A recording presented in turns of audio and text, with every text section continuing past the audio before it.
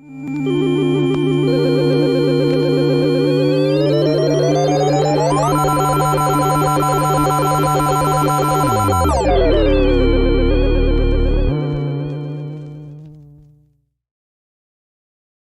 4 p.m., Dan Warren and the UFO Garage Podcast. Wednesday, 4 p.m., Sean Raish is Citizen Witness. And on Friday, 3 p.m., Kent Bai versus Mick West. This week on the Singularity Lab, Tuesday, 4 p.m., UFOs and the Paranormal with John Russell. Thursday, 4 p.m., Cyber Warfare, USA versus China. And on Friday, 5 p.m. Pacific Standard Time, Paradigm Shifts with Christina Gomez.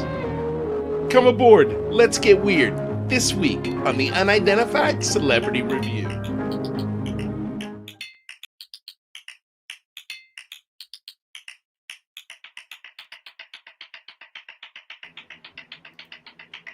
Welcome.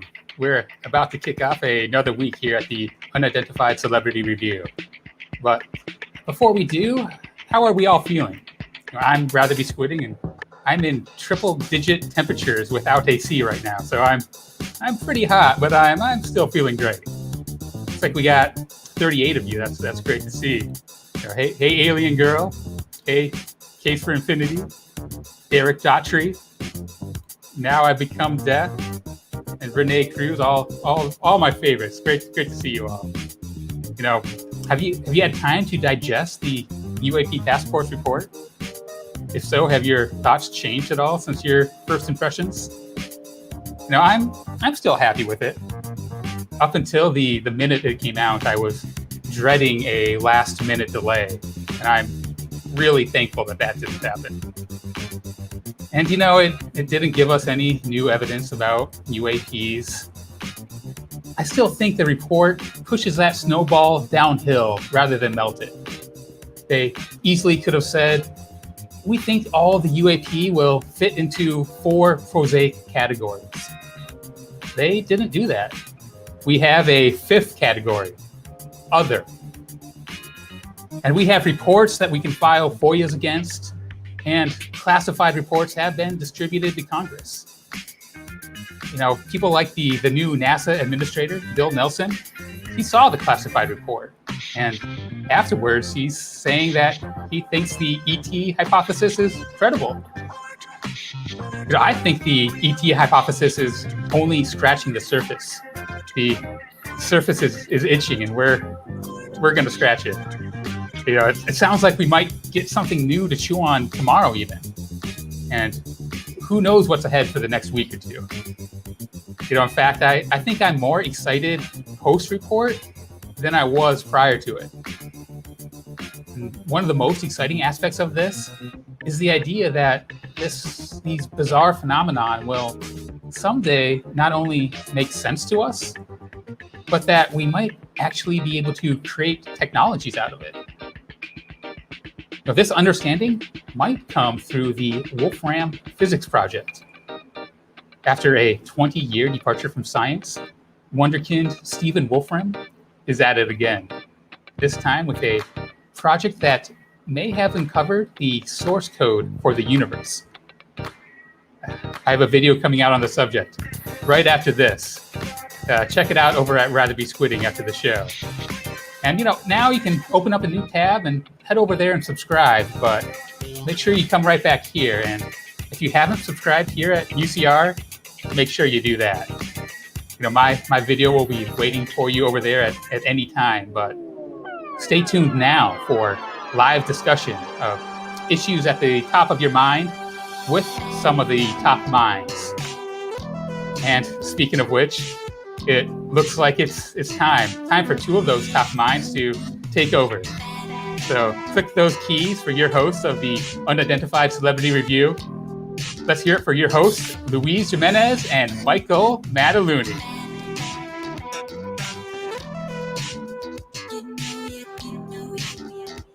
I got.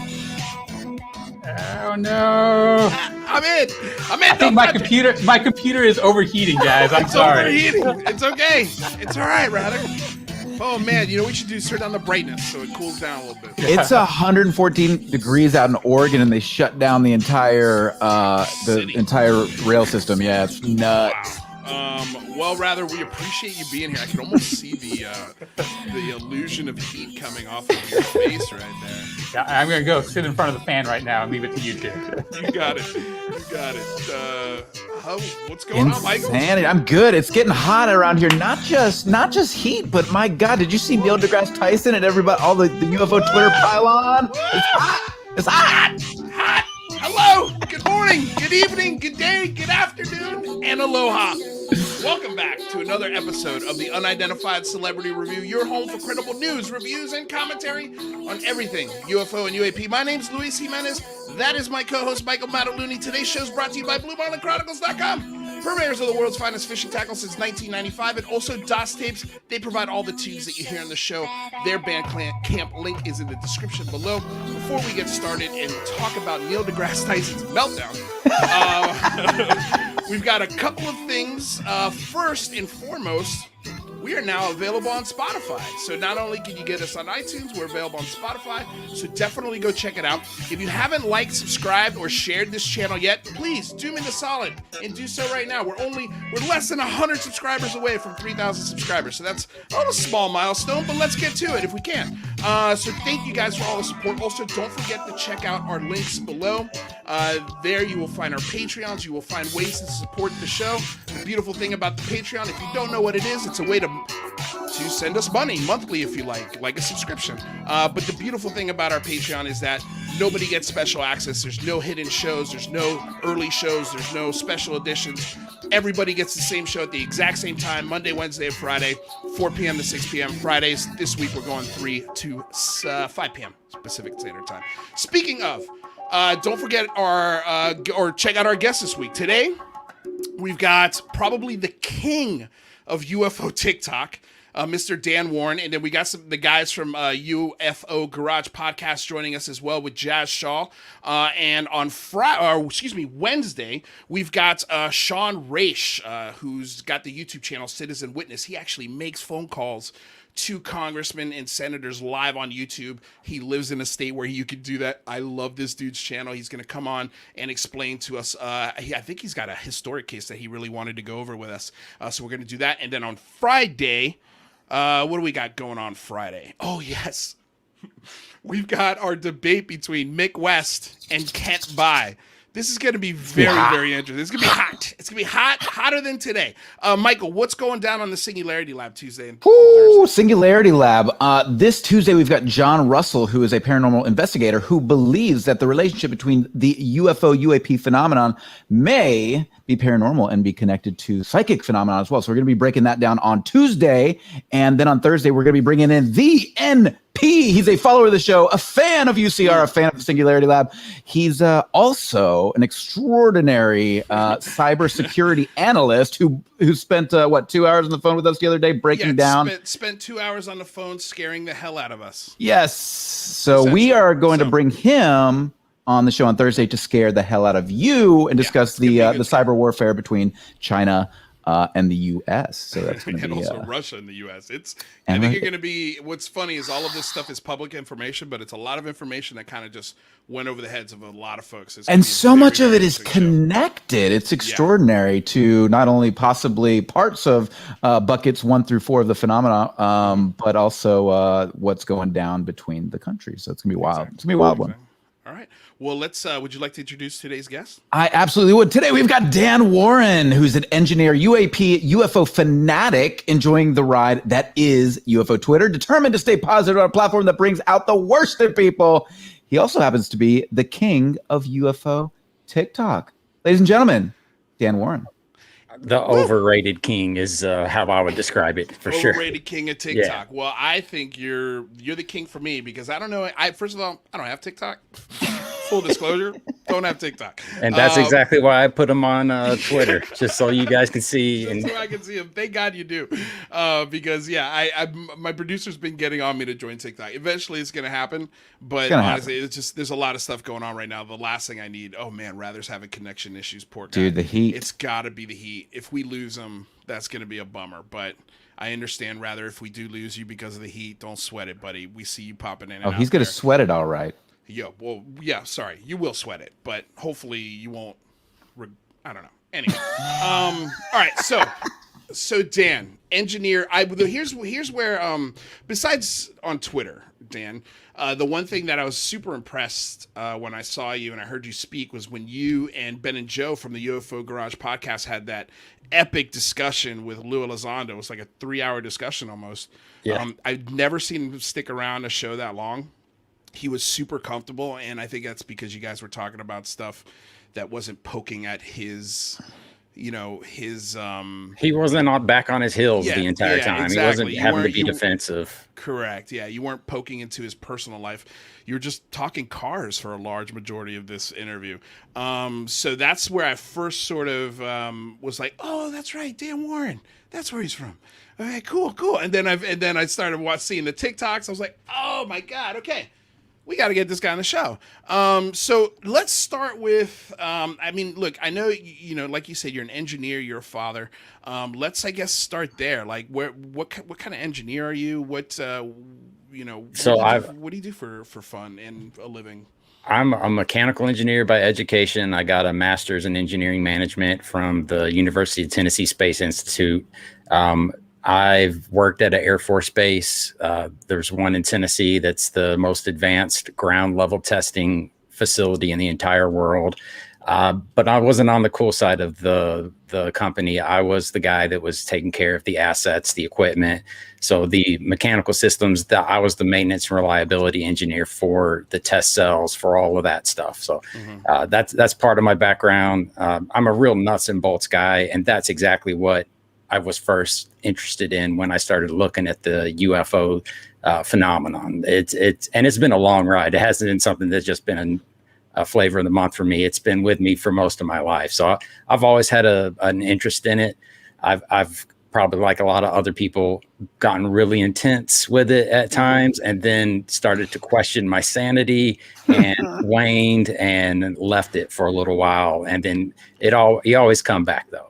It reminds me of Jamal Thomas when he talks about when he gets so deep into it and then he hits to like people eating babies, that it's like, wait, man, maybe there's a wall. There's a wall. There's definitely a wall. Okay, so people are saying that they can't hear me. Like my mic is not turned up. Do you hear him, Dan? Okay, I hear him pretty well. I hear him fine. I've got everything turned up on my end, so my audio. I've turned up the volume on my microphone, so you guys let me know in the chat if that's okay. Elias says he hears me fine. Night Gazer says I need to turn the mic up. Somebody's saying, Luis being quiet, that's a rarity. That's fair. That's fair. Sounds like a challenge. XUAP is also asking for a volume bump. I don't know, man. It's wild. I don't know. Hey, y'all, one thing you can do is turn up your volume, maybe. Try it. That could be it. That could be it. Everybody, for the most part, I think everybody's saying it's good. Chad Smith is here for a live show. Dude, congratulations, man. I'm so happy you're here. By the way, guys, if you don't know already, we're obviously a monetized channel. If you got a super burning question, try it in the super chat. We'll definitely see it. It's hard to see some of these sometimes, and rather's in and out. So help me out if you can on that. It also keeps me out of an Uber. So, Dan, I guess I'm curious because you're a mechanical engineer, correct? Yes. So when you got into this obsession, did this go into a different gear, say around 2017, or have you been in this realm the whole time? Well, it went from the world of sci-fi to, well, maybe something's really behind this. And if it's one of those things where, hey, if these smart guys are looking into it, that means a lot. That's validation for myself and my interest in it. It's hard to just pick out one person in the crowd and say, I'm going to believe that guy. Right. But when a team of dudes like TTSA stood up on stage in October of 2017, and then I looked at their resumes and what they brought to the table, it really did change it went from no gear, neutral, to first gear. So that was a big moment in ufology.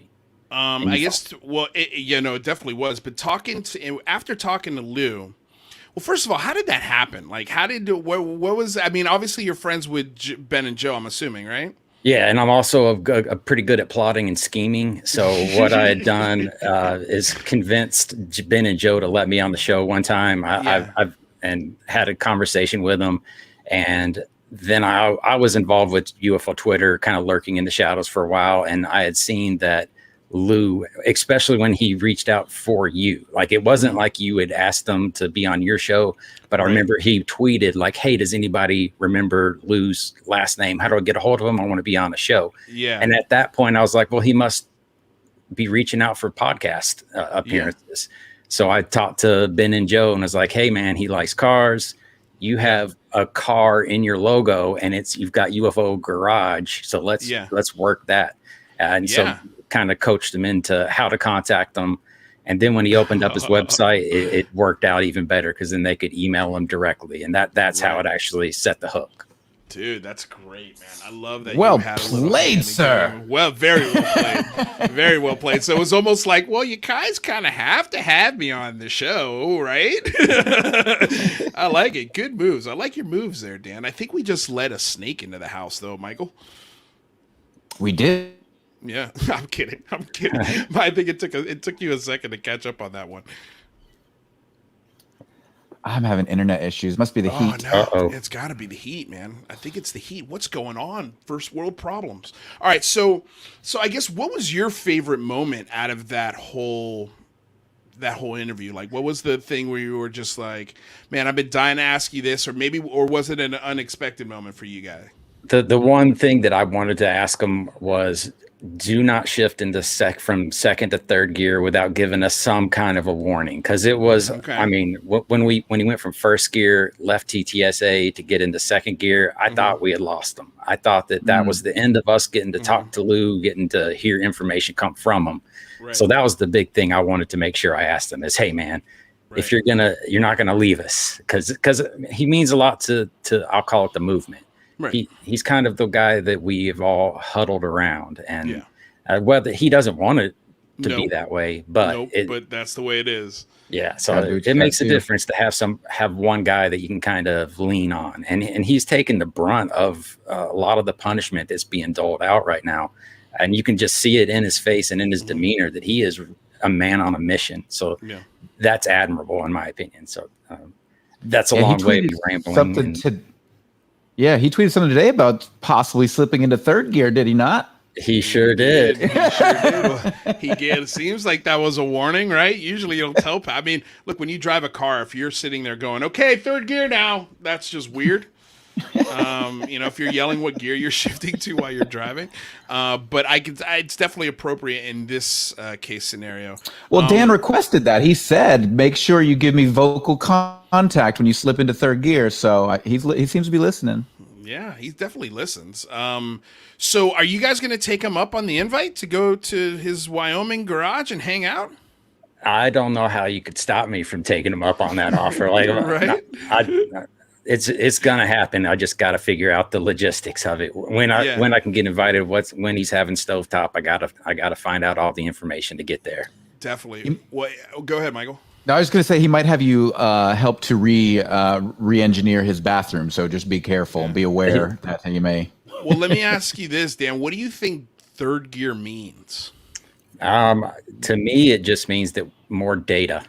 I think it's basically, hey, we have gotten the attention of the U.S. Congress and the U.S. government, and now we're going to ask them to start providing us with more quantifiable data. And that was one thing that I picked up in the report that just came out, is they basically said we're ignoring any of the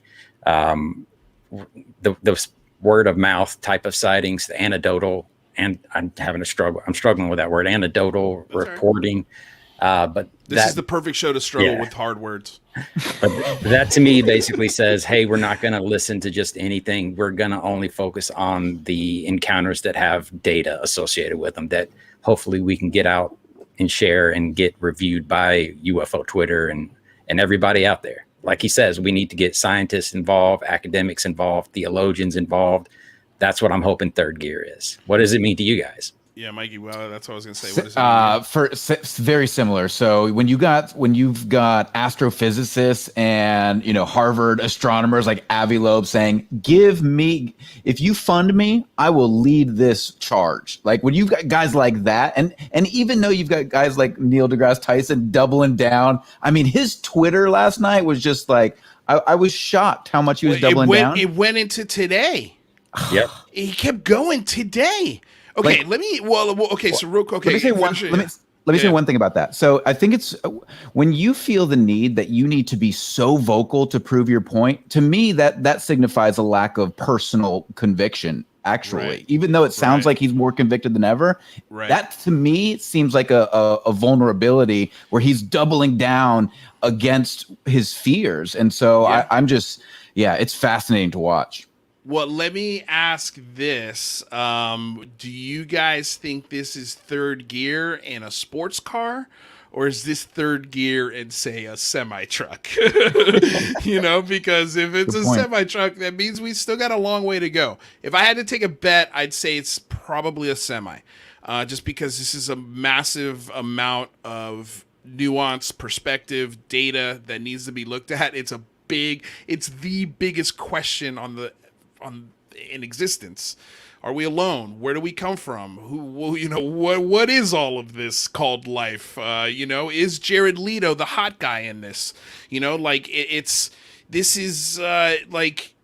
think it's a big, huge semi truck, and it might even be going uphill.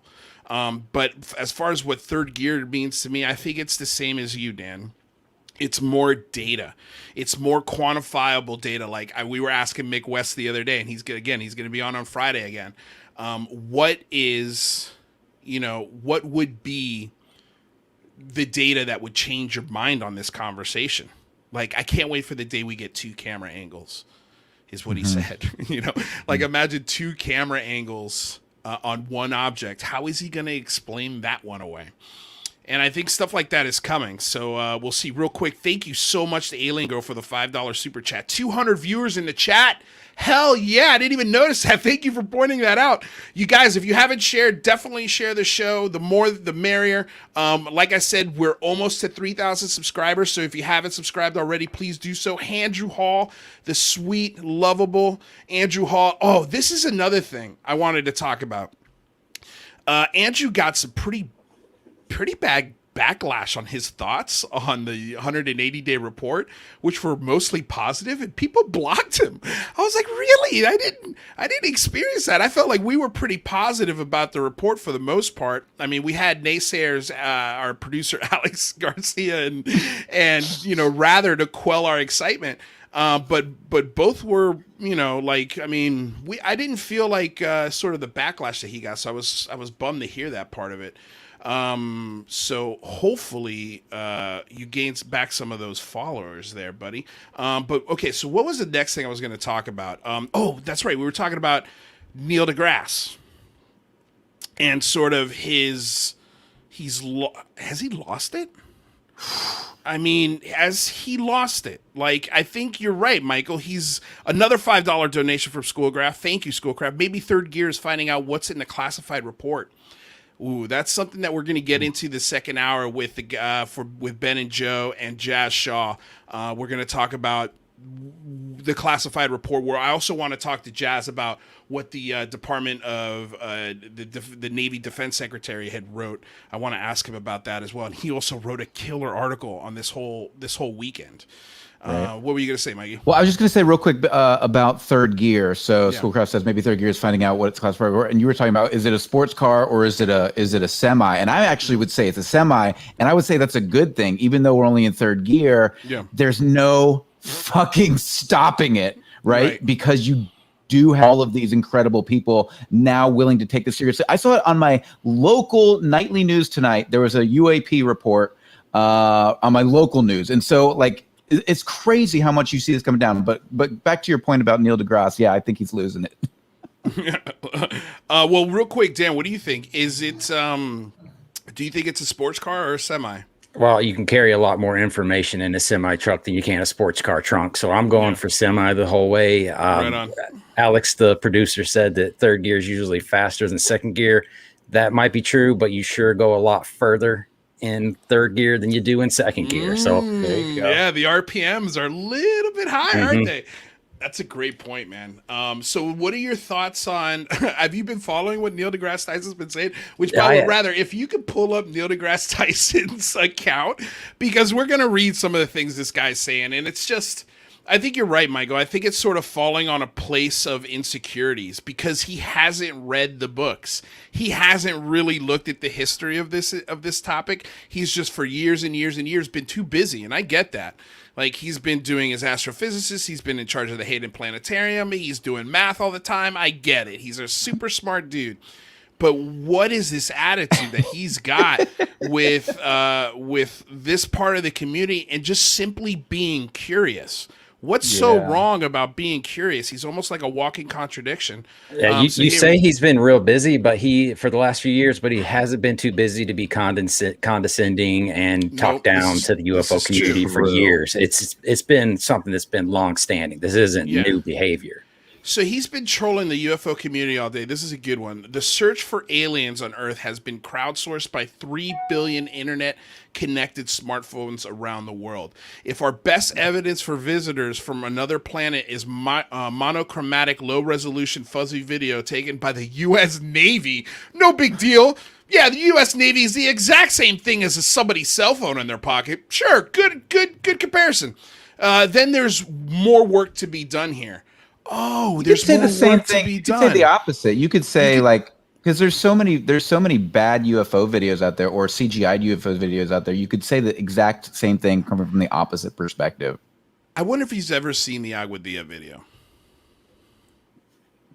It doesn't matter. I don't think he's looked into it very much. Based on the way he talks, it doesn't seem like he's very well versed in the history or the cases themselves. Yeah. Rather, what other tweets does Neil deGrasse Did you see the Alex today? Dietrich response to him? Yes. Yeah. If you can find that would be great. Alex Dietrich's response. And get the Eric Weinstein as well responded to one of his tweets. So that's another one that is the 180 find him right perspective. now. We just put him on the spot, so he's going to find him right now. But yeah, that's a wonderful point, Dan, is Eric Weinstein.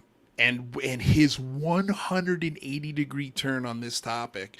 And he apologized to the community. Like, he's like, I'm sorry. I've been ignoring an enormous subset of information because I thought it was crazy.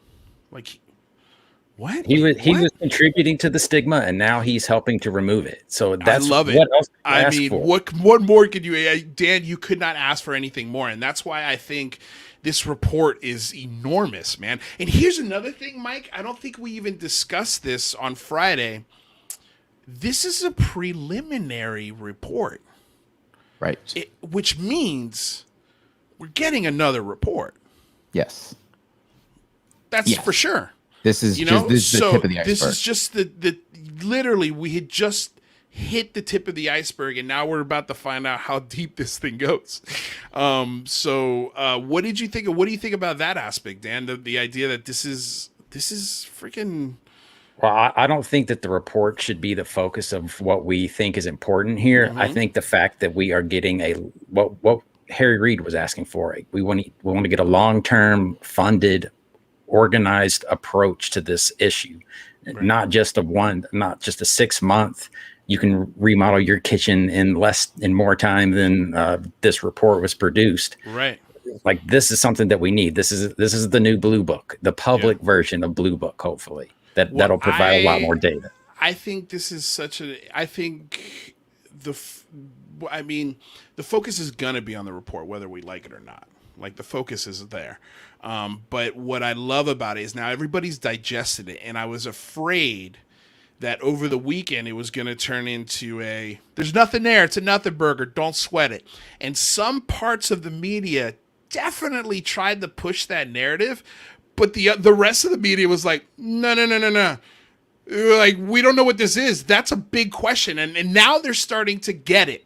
I feel like it's starting to sink in because they're like, okay, well, let's take the alien hypothesis completely out of this. Why is China and Russia having those kind of, what happened? Who leapfrogged us? Why? Now it becomes an insanely serious question that I don't think they really don't want to answer that part of it. I think they'd much rather be answering alien and bigger, philosophical questions than that. But I mean, what are your thoughts there? That reflects what Marco Rubio was saying. Like it would be better almost if it was aliens opposed to a foreign adversary, because that would be nothing but bad news for, let's face it, the leader of the free world. That's the United States of America. We're kind of at the tip of the spear as far as that goes. I hope it's not. I'm hoping not speaking Russian or Mandarin in the next, or my kids don't speak it before long. And I just don't see how it's possible when you look at the history of it, the amount of time that has passed since the sightings were first brought to the public's attention to now. There's nobody, like famines were going on in China. So how can you explain that technology that long ago? Right.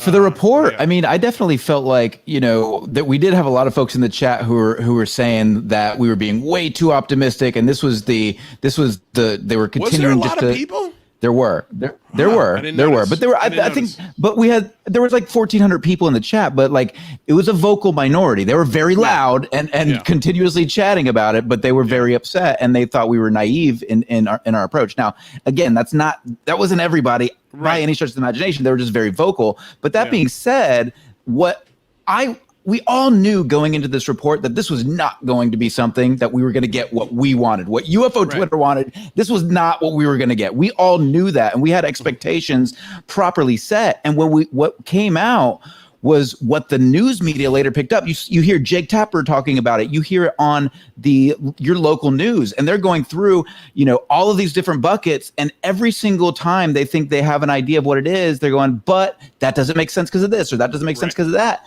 And so now the mystery is like, blown wide open in mainstream media. And that's exactly what we're looking for, because nobody on this show, nobody in the chat knows exactly what this is. You can have your beliefs, you can have your opinions, you can have your ideas, you can have your passions, but you don't know, I don't know, Luis don't know, and Dan don't know. But what we do know is we're all looking at this thing hard now, and that's a success in my opinion. Here's the tweet from Neil deGrasse Tyson and then Alex Dietrich's response. This is amazing.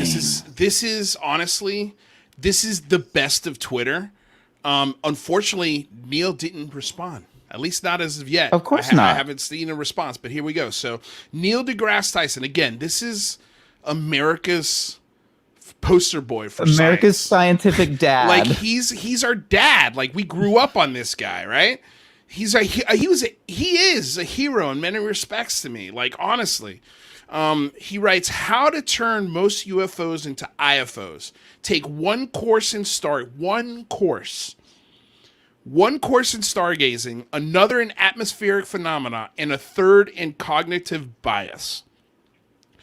Alex Dietrich, who I think took all of those courses, said, "Hi, at Neil Tyson. My transcript includes courses in astronomy and meteorology, and I've been teaching cognitive bias for the last 7 years. Still a UFO. We saw November 14th, 2004. Hashtag UFO Twitter, hashtag science." Cool, calm, and collected. This woman is the coolest cucumber in UFO Twitter. And like when we're all losing our shit and like seeing Neil deGrasse Tyson and all, we're yelling at him, we're banging at him, you don't. Dude, she's like, no, listen, calm down. It's okay. This. And then right back at him. Are you done? No? Okay, keep going. No, dude, she lays out the playbook perfectly to how to respond to this madness. It's madness. It's absolute madness. Like that does not sound like a scientist at all. And he keeps going. Like that's the part that kills me. First of all, he doesn't even have the guts to respond. And then he keeps going with stuff like this. And it's it is the equivalent of the embarrassing. Priests. It's embarrassing, but it's the equivalent of the priests not looking through the telescope when Galileo's saying, check it out. Like he's completely ignoring it and being really pompous about it too.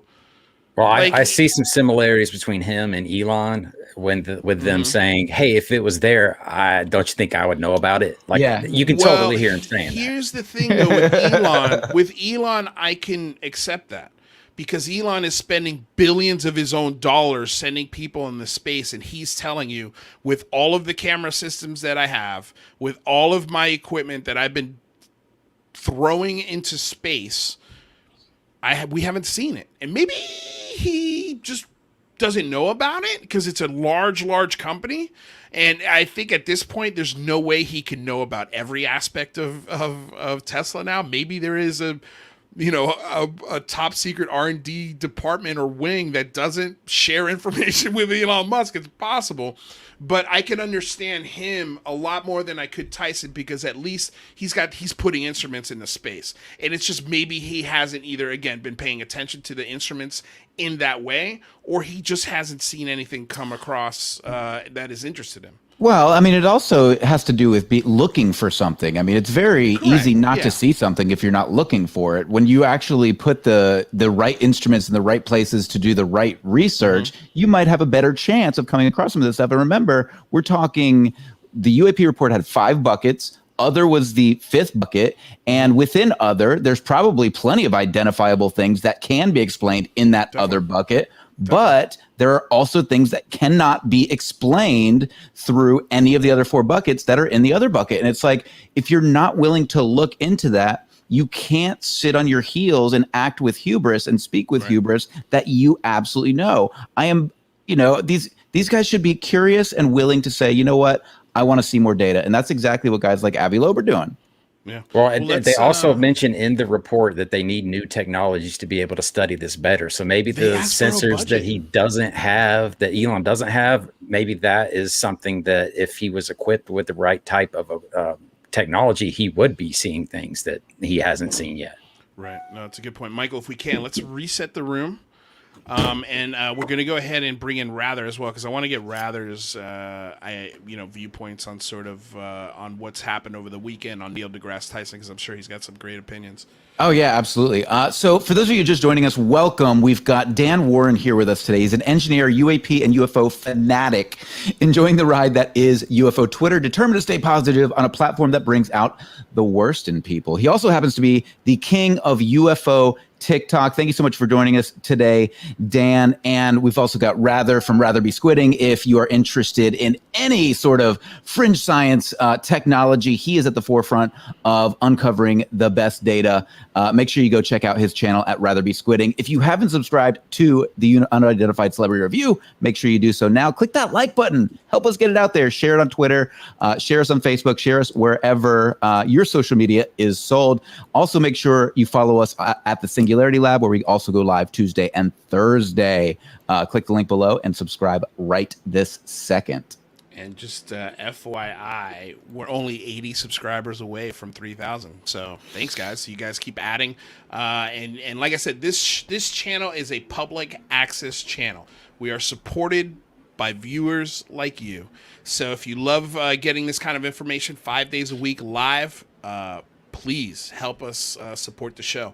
Also, just so you know, again, we're on Spotify. So the shows will be uploaded every night after we do the live show, and then it'll be available on Spotify, worst case, the next day.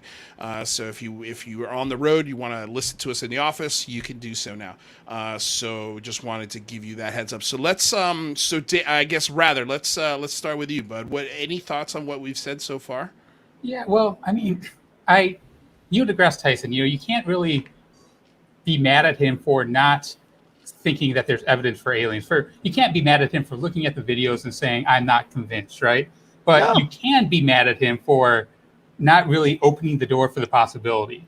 Like, that's something that even, Mick West is willing to do, saying that there is this, and the UAP task force report is willing to do, saying that there's this other category that actually has these very strange events that we literally can't explain. That's a real thing. That's a real category. And Neil deGrasse Tyson doesn't even acknowledge that is a possibility, at least in my interpretation of what he's been tweeting. So that's where I'm frustrated with him. Yeah, I'm right there with you, Dan. I keep calling you Dan, but it's Rather, and I keep calling you Dan because Dan Rather. But We got a real Dan on here now. yeah, we got a real Dan. But yeah, no, I'm with you, man. I'm just makes me sad. It makes me sad because I remember listening to Neil deGrasse Tyson and his podcasts and the Cosmos. And just his, he's the one who instilled like this sense of wonder, this sense of, but at the same time questioning things. You know, he's walked me off the plank on a lot of things where I thought were real, and now I'm kind of, I'm off the plank, and now I'm watching the captain get onto the plank in a different way. It's a different plank on a different side of the ship, but it's just as dangerous. What do you got? It's interesting.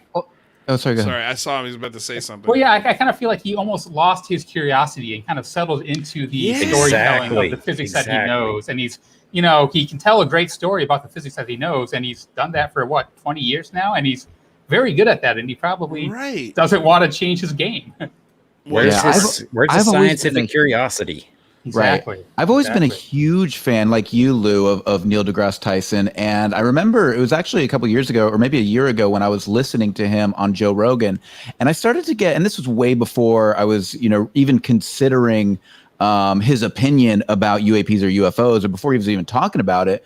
But one of the things that I noticed, and my wife actually pointed this out to me, she's like, doesn't he sound condescending in everything he says? And I was like, no, he's not condescending. He's just really passionate, and he knows what he's talking about. And then I really stood back and I took it in from that perspective. I was like, I kind of do get what she's saying. Like he is very, like, even talking to Joe Rogan, and Joe's like, I'm an idiot, like, school me. And Neil's like, happy to, you know, and it's like, all right, he's man. an elitist. He's an elitist. That's what he is. That's what an elitist sounds like. When you're in a room with somebody who's smarter than you, that's what it sounds like. That's what he always sounds like. But I'm okay with it if there's a little bit of humility with it, which I think he expresses really well in his podcasts and other platforms. But when he's doing sound bites, or he's, you know, being the thumb master of Twitter, like, he sounds like an asshole. He sounds like a condescending old man stuck in his ways, refusing to learn how to use the new cell phone. You know, he's like, no, I got my flip phone, I got my clam, my Motorola. I'm not learning how to use anything else because this is what I'm used to. It's like, okay, you know, fine, but you keep printing out your maps on MapQuest. Keep doing this stupid shit you've been doing for 20 years. It's way harder that way. Just FYI. He's painting himself into a really, really dark intellectual corner. And I think he's going to come out the other end looking really silly. But I want to say thank you real quick to Jean-Francois Charblot. Thank you for the $13.99 donation. Remember, many thought the UAPTF would ask for more time. Instead, they chose to submit a preliminary asking for more resources and study further. That kind of reconciled me with the unclassified report. I agree. Like, they're looking at this and they're going, oh shit, we don't know what this is. People are going to start wondering, and we need actual resources to get some instruments on it, to get a better handle of the situation and see what we're really, really dealing with. And I love this comment. I absolutely love it, because I think the exact same thing happened with me. I was like, remember when we were talking about it on Friday, when we're like, wait a second, they're begging for money. And they're not begging for money because, again, this is the military-industrial complex. They can get the money. But the idea that they're saying, hey, we need more than $22 million for 5 years to look at this, and we need to allocate these resources from the huge machine that's working right now. I think that's saying a lot. So I'll say that the resources are the number 2 most important thing in that. The number 1 item that's coming out of that report is a culture change. Yes. That's the biggest thing, because now they're trying to encourage people to report their sightings within the 2 weeks that they occur. That is more important to me than the resources. If the culture changes, the resources will follow. Agreed. Yeah. I mean, Rather, what do you got? You were going to say something. Well, yeah, I mean, I think Dan makes a great point there. Well, the second thing, the resources. I've heard a rumor that there's only 2 people in the UAP task force. And that kind of, I guess, maybe makes about sense. There's 21 reports over 18 incidents over 2 years. Seems about what 2 people could produce, but seems like way less than there should be on it, right? No, especially if you're getting the percentages that you're getting back. Like, what were the percent? I mean, they out of the how many hundred of cases? Only 144. 144. Only one of them was deemed identifiable. You know, like a balloon or whatever they decided it was. But the 143 that are left over, some of them are drones, some of them are balloons, some of them are our own aircraft. But there's this. Yeah, some of them we don't know what the hell they are. Were you going to add something in between that one? Well, I did you say drones? Did you say? I did say drones. Okay, yeah, I mean Chinese, Antarctic, Italian, Russian drones. You know, so that's all in there. Well, and don't forget those super smart kids playing with their drones and trying to F with the government and fuck with the military and I guarantee you that's out there too.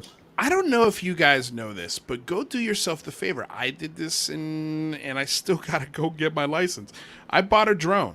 A pretty nice, expensive, high-quality camera drone.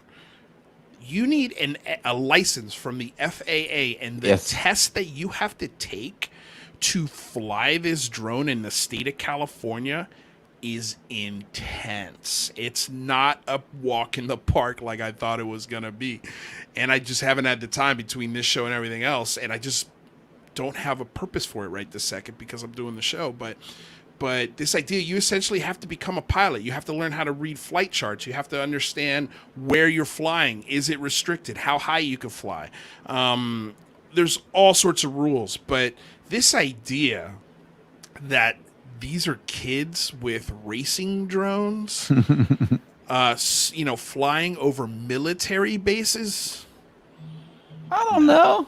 No. Just because you have to get a license doesn't mean you have to get a license. No, it doesn't. It doesn't. You're right. But I'm telling you, you can't fly these things near military bases. They'll be brought down, or somebody will be scrambled to that area because they've got the instruments to know exactly where they're flying it from. And I'll just guess that the reason they make those tests so difficult and it's so hard to get the license is because drones are threats. That they shut down the airport in London for like a day because someone flew a drone into the flight paths of the airplane. So it on its own in the box, it's not a threat. The way that it is manipulated can pose a threat. That's a good point. It's a good point. But again, it's like you got to really have a set of stones on you to take your drone and go anywhere near. I mean, I have fear flying it in a park, let alone somewhere busy like a street or near people or any of those things. Like I get legitimately nervous, especially after I crashed it. Well, I've already crashed it. Like that thing fell from 100 feet. If it hit somebody, it would have hurt them really badly. Yeah. What do you got? I mean, I think it's possible that kids are flying drones where they're not supposed to. I mean, that's almost certainly happening. But I think it's ridiculous to think that the military is not able to identify them, right? Like at the very, they can probably visually identify it. And then also they're all sending out RF frequencies to communicate with the controllers. And those are known things, like that's easily detectable, especially by the military. Well, that's why when I saw that RF signal in there, I was like, oh, that was the one part of the report. I was like, this feels like it could be a drone. Well, if it was a known RF signal, it wouldn't be unidentified, right? So right. That's an excellent point. The Navy would not be mistaking that, right? That doesn't make any sense. An interesting point, Nick Madrid just sent this to me via Twitter. He said, on page 6 of the report, the DNI reveals that the UAPTF will initially use AI and machine learning algorithms to cluster and recognize similarities and patterns in features of the data points. So this would actually give them the ability to go backwards in time and go utilize algorithms and AI to start to go through and look for interesting correlations in this data. So that's huge. That's a big deal. Yeah, no, that is a big deal. I look at Rather's face. Rather agrees. Yeah, what do you got, Rather? Well, I mean, that was the biggest thing that I thought was in there. You know, one is that I kind of assumed that people were already looking at the historical data, right? But no, they're not. And there's could be very interesting things there. You know, there could be something that happened November 14th on 2004 when David Fravor was there looking at the Tic Tac. Like, who knows what we'll find in the historical records. Right. And that was one of the questions that Chris Mellon put out on Twitter. I think he had 17 questions that were going to be follow-up to the report. That was one of them. Can we go, like, because of radar clutter, they automatically, just like your like spam in your inbox, let's look in the spam folder of the FAA and see if there's something anomalous in there that could benefit our research. Yeah, and they specifically said radar, but I really hope they do it the same with the satellite early warning systems and all the data they have, because they could be sitting on a treasure trove. Real quick, JT with a $5 donation. Hi guys, love the show. Would always like to see more of Rather and Jamal. Oh, okay. Maybe you guys should start a show. Sorry, I can't donate much right now. Keep up the great work. Listen, man, $5 is $5 is $5 is $5. We take it. If you went out of your way to send this show, this silly little show, $5, bless your heart, man. Honestly, we appreciate the love. It's little donations like this is why we can get on Spotify. It's why we can we could put our, expand our podcast download capabilities, so we make sure we can get every show onto the podcast. It's because of small donations like this from Tony Corsini. I do just want to kind of point out that there was some fear that the UAP task force was going to kind of kill this issue, right? I think that we've kind of proven today. Look, we have 282 people here. People are still interested in this, and it's very, very much appreciated. And I think that the snowball is just continuing to grow. It's not going away. But Audrey wants to know, I've never seen the California Jetpack guy and Luis Jimenez in the same room at the same time. Just saying. This is true, but I can tell you, if you can find a jetpack that could lift my ass up in the air, whew, that would be like a military. That would be like the Rocketeer. Like, it would be such a military breakthrough. It'd be insane. We got another donation from Kooky Nick. This is a $5 NZ. I can't remember what an NZ is. Does anybody remember? New Zealand. New Zealand. Oh, thank you so much, man. Look, New Zealand, dude. That's literally the other side of the world. And Light of the Concords. This dude lights up our Discord. He is the man. He's a great Discorder. Does he? Guys, I haven't been on the Discord in a little while because I've been driving most days. I'm sorry. I apologize for my absence on Discord, but I know Michael's active there, so I'm there in spirit. So. So thank you. But at Lou Michael, rather, what's your opinion of community-driven tech like SkyHub for better capture events? Discord team strong. I love it, dude. Great question, and also just a really cool sign of support, dude. We truly appreciate it. Thank you, Nick. So what do you guys think? What do you think of Nick's question? I think SkyHub is amazing. It's I think the one kind of problem with it as of right now is that it's very hard to get into. I'm a pretty big technical nerd, and when I look at the all the engineering that has to go into building your own, it's a lot. But is it intimidating for you, rather? It is, yeah. There's soldering and low level electrician work. It's more than building a computer. It's So that is great. I love what SkyHub is doing. But you guys can get involved for a lot less and have a lot more fun by getting a night vision monocular. They're like $120 on eBay. Sit in your backyard. You will see things in the sky. Do they record? Yes. Like I got one it was $110 at the time, built-in memory. So you can record 3-minute segments and you will see things. I've recorded 2 things I can't explain. Nothing fancy, no eye candy really. But it's amazing how many more stars you can see. It just makes it a lot more fun to sit out in your backyard, listen to the podcast, and stare at the sky. Well, that's really cool too, just because it kind of gets you out of the house, right? And we're all kind of stuck in here staring at screens all the time. And even if the most you ever get out of the UFO and UAP topic is to get the hell out of your house, that's a win. Well, what's cool is I'm looking up the message right now from Christina Gomez. We've partnered up with these guys. They're going to be on the show in July, and we're doing a Skywatch. It's going to be called the National UFO night out, and it's July 17th. Everyone's going to go out and look at the sky at the same time. It's kind of like the big phone home, but we're all going to do a sky watch together, and I think it's a great idea. It's just a fun way to get out with the family, your girlfriend, whatever, get outside in a nice summer, evening and do some sky watching. And what would be cool is, especially if you're in the same state as somebody, you guys should coordinate. And if you guys see something, it should be like a triangulated position, 2 different angles. That's what everybody always asks for. And I think this is a phenomenal idea. I mean, like, if you've got the binoculars that Dan's talking about and you're even able to record, if you can do that, do it. If you can't, no big deal. Just take out your cell phone. But if there's multiple people there, that's a great way to get corroborated eyewitness data from possibly 2 different areas looking at the same object. And then you could corroborate that information against flight charts. You can make the proper phone calls and alert whoever you think is appropriate to alert. There's so much positive that would come out of that.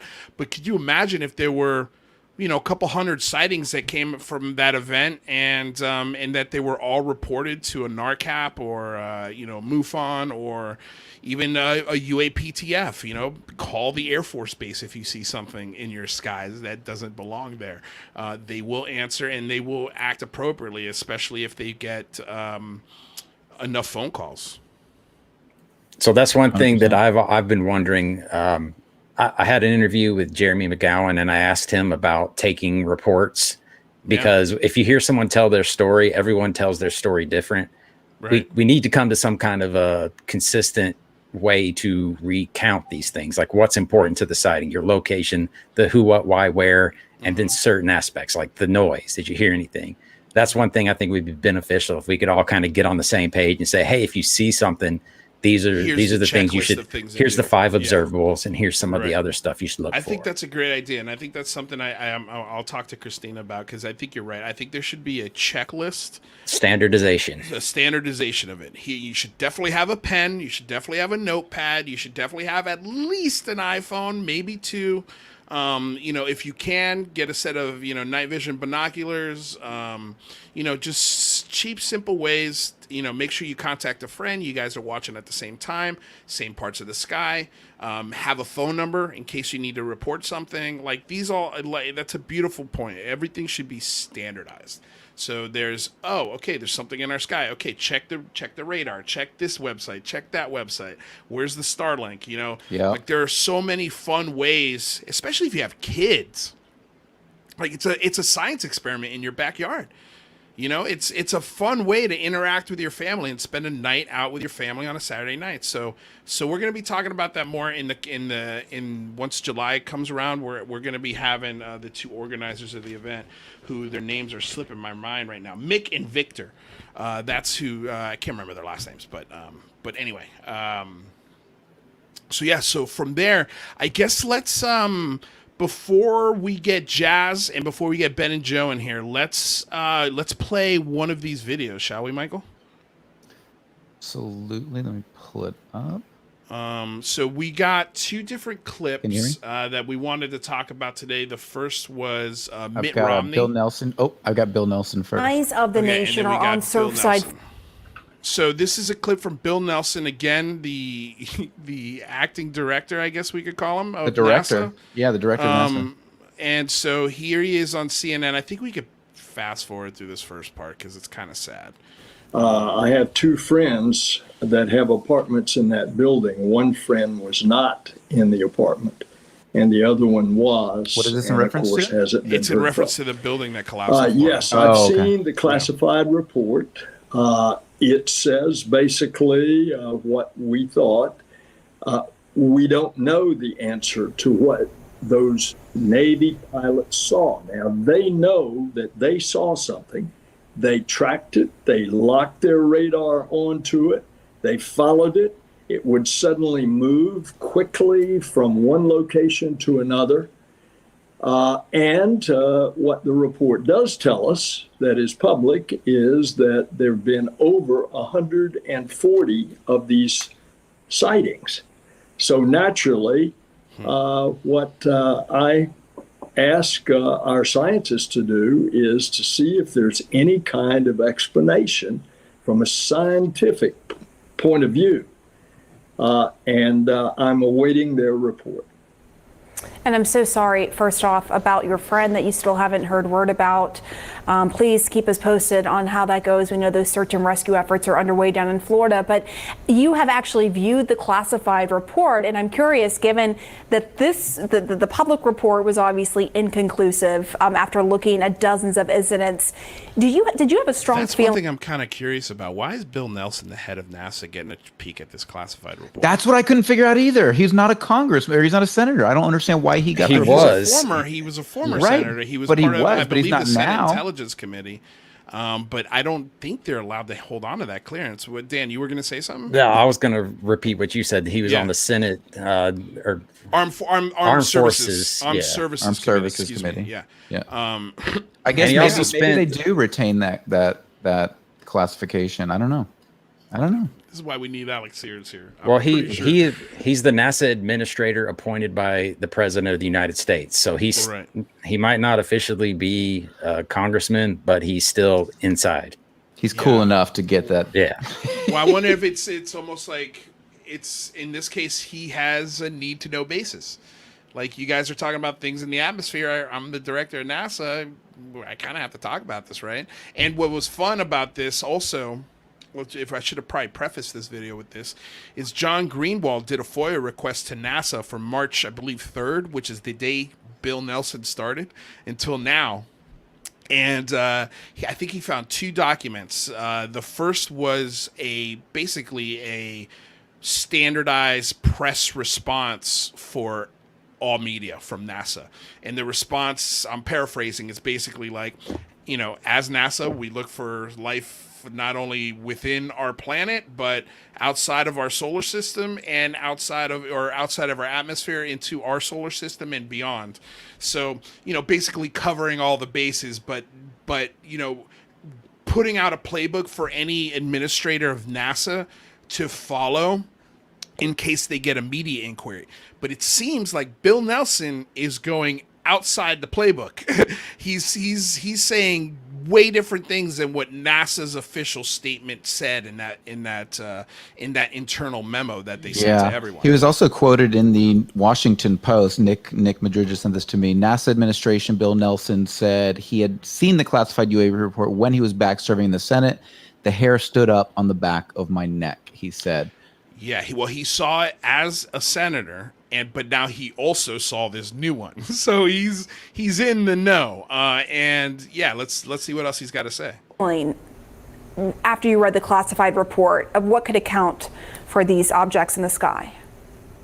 Not only reading the report, but 3 years ago, I talked to the Navy pilots when we were briefed in the Senate Armed Services Committee, and my feeling is that there is clearly something there.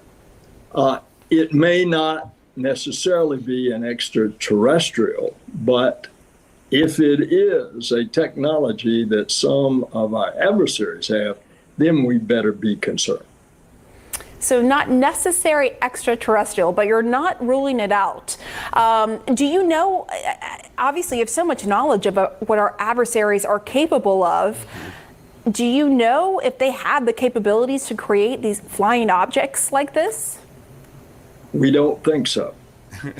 But we don't think so. Just look at his smile. Yeah, dude, he's just like, Yeah, it's his smile cracks me up. preposterous. Like, just think about the question she's asking.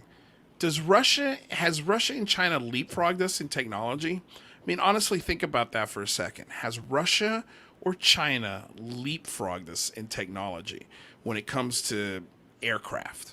In 2004, not just today. They would have had to do it a long time ago. A long time. That's a great point, too. Yeah. They had to have had air superiority in one way or another for at least, 17 years? Yeah, That's and right. not to mention, I mean, you could push that back all the way to the 40s and 50s, too, if you wanted to. Right, yeah. And we will. Actually, we just did. I'm going to get to this $15 donation from Autumn Leaf in a second. Let's just finish the rest of this video. When it comes to the universe, remember the universe is so large. We have a program in NASA called the Search for Extraterrestrial Intelligence.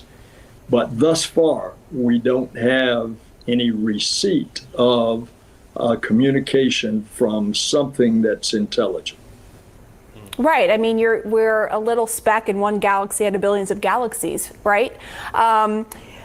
Do you think this report, though, and its lack of real answers is just going to create more anxiety and more conspiracy theories? Since people, as you well know, people want something definitive. They want an explanation for this, and we just don't have it right now. Ever since that video from the Navy pilots came out, people are hungry to know. And of course, ever since Star Trek, people are yearning to find out what's out there in the cosmos. Are we alone? Personally, I don't think we are. The universe is so big. It's 13.5 billion years ago is when the universe started. That's pretty big. So, but people are hungry for this kind of information, and we're going to keep searching. So what you're saying is FYI, he's wearing a NASA shirt. Like, this is NASA. This is NASA, dude. Okay, this is the head of NASA that just said, yep, I believe we're not alone. I believe we're not alone. You do believe in the idea that there are other living beings out there on another planet outside of Earth, is what you're saying. We are already finding examples of other planets around other suns. When we launch the James Webb Telescope in November, it will peer back in time almost to the beginning. And then we'll find some additional information. We'll find more planets. This is fascinating. We hope you'll come back on the show to discuss all this with us. NASA Administrator, former Florida Senator Bill Nelson. Thank you. I love Rather's face. And I'm dying to hear what Rather's got to say. The James Webb Space Telescope, that's something that most people don't know about, but that's going to be like huge. That's going to be launched at the end of this year. We're going to be able to actually see exoplanets, not just infer their existence, but like look at their atmosphere and see signs of climate change and other like techno-signatures. Pollution. So, yeah, the time's coming. Sorry, Mikey, what were you going to say? No, that's okay. I was just going to say, I was going to stick up for Neil deGrasse Tyson for a second since we were slamming him so hard earlier, because Neil's completely open. Neil would say the exact same thing. He would say, there's no way in the galaxy of billions of suns, 10 suns for every grain of sand on the planet Earth, that there's not life out there. Neil agrees with that. What he doesn't agree with is that they're visiting us. So I thought that would be fair to mention that. Well, it's fair, I guess. Well, yeah, I mean, aliens on other faraway planets is almost not controversial anymore, right? That's like it's not. No, that's if you still believe that, you're definitely living in the past. All right, so let's reset the room. We've got some new guests in the house. I see Jazz Shaw. I see Ben. We're still waiting on Joe. Dan, would you like to stick around? I would, and I want to ask you. Don't let me come back to the Bill Nelson before we get too far. Oh yeah, let's do it now. We definitely let's do it right now. Oh no, okay. All right. Yeah, we can reset the room and then we'll go back to Bill Nelson when we come back. Okay. All right. Good. So for those of you just joining us, we've got Dan Warren with us, and he's going to stick around for the second hour. So thank you so much, Dan, for that. Dan is an engineer, UAP and UFO fanatic, enjoying the ride that is UFO Twitter, determined to stay positive on a platform that can sometimes bring out the worst in people. He also happens to be the king of UFO TikTok. Make sure you check it. While people are thinking about it, what is your TikTok handle? It is the 5th pillar of emphasis. But if you just search UFO and they go to users, I'm like the number 1, number 2 user that'll pop up. Fantastic. All right. And then we've also got Rather Be Squidding here with us. If you are interested in science and technology and you're somebody who loves to hear about what's new and breaking, make sure you visit his channel, Rather Be Squidding. You might also want to check out the Singularity Lab for the same kind of stuff, futurism, science, tech. And we also cover UAP on that channel. All right. So we've also got Jazz Shaw joining us. We are welcoming the renowned Jazz Shaw, who's the editor-reporter for Salem Media and The Debrief, a U.S. Navy veteran, follower of the strange and unusual, the one, the only, the Dolphin King, Jazz Shaw. Always a pleasure to be here. Thanks, guys. Really enjoying the show so far. I was kind of just hanging in the background, but fascinating stuff. I love it. All right, and then we got one of the better half right now. I'm sure we'll be getting the second better half in a second, but yeah, let's introduce our next guest. If you're not familiar with the UFO Garage Podcast, if you don't know Ben and Joe, you are living under a rock. Check out their YouTube channel. It's all about UFOs, aliens, and all things weird. The UFO Garage Band, or the UFO Garage Podcast, the Garage Band Podcast. I want to hear that. I love that. I want to hear that Garage Band. I want that album. We're hiring for a drummer and a keyboard player. So if anybody out there, I play guitar. I heard. Well, is it? Did I hear right? Lou Elizondo's a bass player. He's a drummer, so I don't know. There might be some competition. Whoever wants to play percussion, I don't know. Man, I do not know how to play any instrument, so I'm out on the band. I'll sell T-shirts. I did not know that. We do need a UFO Garage Band. That would be pretty sick. I volunteer for roadie. I'll be the roadie. It'd either be really sick or just downright terrible. There's a high chance that it's going to be pretty bad. Pretty bad. Yeah, pretty bad. I'm going to lean towards bad. Yeah. Okay, so real quick, let's get back to Dan Warren's. He wanted to make a comment on the Bill Nelson. Wait, hold on before you do, hold on. Wait a second. We just got somebody else in the house. Joe, there he is. There he is. Yo. What's up, everybody? Oh yeah. What is going on, Joe? How you doing, dude? Welcome to the show. Pretty good, man. Good. Hey, sorry for being a little late, man. Kids, am I right? Right, kids. Who's got him? Right. Who's got him? Who wants to kill him? Who doesn't? Who wish they didn't have him anymore? Right? Am I right? Dude. Welcome, man. We're so happy to see that lovable face of yours. Did we lose somebody? No. Okay. No. Okay. So let's man. We got a full house today. I love it. All right. So let's go back to Dan. Dan, what do you think, man? What All right. did you want to say? So Bill Nelson Bill is Nelson. obviously a big advocate for the investigation into the UFO topic. Do you guys think that he was appointed by the White House and then kind of made that known? Or do you think he made that known and got appointed to NASA because of that? Great question. I'll take a first crack at this. I'm gonna say he was into this topic before. He might have even had a hand in getting some funding, or at least bending the ears of other senators. And I think he retired, and the only thing that would bring him out of retirement would be like, all right, Bill, you want to head up NASA? Just as long as I get to look at UFOs, I'll do it. That's going to be my guess. Who wants to go next? Well, I was thinking along the lines of, is he a plant from the White House to get the research furthered?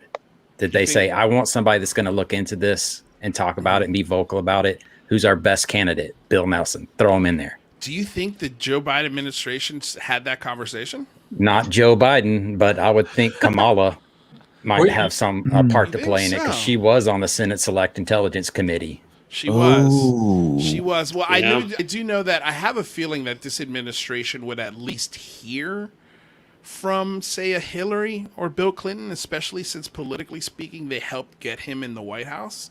I would assume maybe this is one favor they called in. Or Podesta. Podesta could always be lurking in the shadows. That's true. That's very, very true. Mike, what do you think? I definitely think there was discussion about this. Obviously, Bill Nelson saw a preliminary report when he was in the Senate. He is somebody he's been to space, right? So yeah, I don't know. I definitely don't think Joe Biden cares about this issue at all. From the responses I've seen of him publicly, I don't get that impression whatsoever. So if it's anything, I would have to say it's somebody in the upper administration. Kamala's a good guess. But I think it was definitely it was probably shuffled through. But I don't think Biden was paying much attention. Jazz, what do you think? Well, I agree with Michael on part of the points that he made. I think Bill Nelson was uniquely qualified to take that position. He wasn't just an astronaut. He's somebody that's been in the science. I'm not talking ufology, just the science the whole time. I went back after that interview clip came out and looked at some of his previous stuff. He's always been open. He's always been like, I'm following the science. Yeah. It's a huge universe. That's been his position always. Was he picked? Wow, we need to get somebody in here who's going to bust open this UFO thing. Right. From the Biden administration? Yeah. No, I think he was just a really well qualified person, Right. that was willing to go and put some more time in. The guy's been to space. He's got all the qualifications. So is my Bill thought, Nelson an astronaut? Former astronaut? I don't. yeah. So he only went to Okay, he went to yeah, space once. He went to space once. He was a lawyer. Once is and more then- than almost all. Yeah. Okay. You can't say you just been to space only one Oh, I'm time. sorry. You only Yeah. stepped on the moon once, Neil. Exactly. So no, my point was just that he was uniquely qualified. He's willing to go back and serve again. He has the gravitas. My wife is handing me a shot. That was awesome. Wow. That I'm not going to drink until somebody does a $50 super chat. It's already been done. No. Jazz. It's just been done. You guys are doing this already? That's so Show dope. stream with a $50 donation. Get it on, man. Get it on. Right, here we go. He is a penny short. Well, real quick, he is a penny short. But real quick, there was a question from a $15 super chat from Autumn Leaf while Jazz is doing that shot. He says, Oh, he's Autumn's- done. Oh, okay. I'm watching the replay because I'm reading the chat from the replay. That's why, because I lost it in our chat. But Autumn Leaf says, love the show. Watch all the time. Do you think aspects of the classified report will leak anytime soon? I'm gonna go. Let's go to Joe on this one. Joe, what do you think? Do you think parts of this classified report are gonna leak anytime soon? Oh man. Well, I guess one could only hope, right? I don't know. Like here lately, the buzz has been there's no accidental leaks. It's Right. a lot of this stuff is planned. So I think we're all going to have to kind of wait and see how this all plays out. I mean, with everything coming out recently, like I said, man, one could only hope. I think they're going to hold their cards kind of tight now that some of this stuff is out in the open. Now, whatever you took from the report is totally up to you. I've heard, positive and negative. I've read through it myself too. It was kind of cool. But I think they're going to try and hold their cards pretty tight and maybe slowly at their own pace do it. But leak, like legit leak, man, I don't know. It's been a long time with not very many leaks, and all the leaks that have happened have been pretty coincidental and back to back, it seems, lately. So like I said, I don't really think it's something that's a leak. I think it's going to be planned, whatever it is. What do you think, Ben? I mean, well said, Joe. I'm going to piggyback and basically say that Lou Elizondo said himself that this has been planned for a while, and this is coming out for a reason at the cadence that it's happening. I mean, I was listening to the show earlier, and some comments in the chat were referencing that the third gear thing, right? There's only 6 gears in a car. I mean, some have like 7. In a like car. A We decided Semi it's a truck, semi though. truck. How about a semi? 15? Yeah, that was Double one of the clutch. questions earlier in the show. Maybe you guys can add to this because you guys are gearheads, and we'll also ask Jazz. Do you think this is third gear in a sports car, or do you think this is third gear in a semi truck? Dude, first up, shout out to Chad Smith. What's up, bro? Dude, thank you for the $10 donation. The best UAP panel on YouTube. Love the show, everyone. You guys rock. Love to hear your opinions. By the way, Chad Smith is the guy who got me watching your show. And he was one of the first fans of my show. So this guy is a really big fan of finding new stuff. That's awesome. And he gets people connected, man. So we love you, Chad Smith. All the love is reciprocated, my dude. But Chad's awesome, man. Yeah, much love, man. I to that question about like if it's a semi or a sports car, I think I'm gonna pick Lou's favorite car, which is the 64 or 4.5 Mustang. You know, so I don't know how many gears that has, but I'm just kind of being like, picking specific things out. Yeah. But however many gears that has, I'm gonna go with that one. I'm gonna pick the semi, dude. Yeah. Oh, you're gonna go semi, Joe? I'm gonna go semi. I think they're gonna shift gears. But I think they're in a semi going uphill. I think it's going to be slow. I think they're forced to shift the gears to make it up that hill, and then so they can finally reach the downhill part of this whole thing. But I think it's going to be slow and grueling. Yeah, second to third gear may be quick, but not when you're in a semi. Right. So I'll throw this out there. Lou has referred to himself as being as handsome as a concrete truck. So maybe it's a concrete truck full of data. Yes. I like the idea of a concrete truck full of data. Jazz, what do you think? Sports car, semi truck? Oh, I'm on Or that concrete scale. truck. I am totally. It's a semi. Yeah. This is the slow advance. We have people coming out now that even I was surprised by, and I've been following this since the 60s or the 70s. Yeah. It's like there are people coming out and saying more things, but I can't escape the feeling, guys, that we're being talked to by a group of people that are like, holy crap, we've been not telling anybody anything since the 40s. Right. We can't just come out today and go, oh, our bad, here's the alien autopsy. Well, that's why they rebranded it.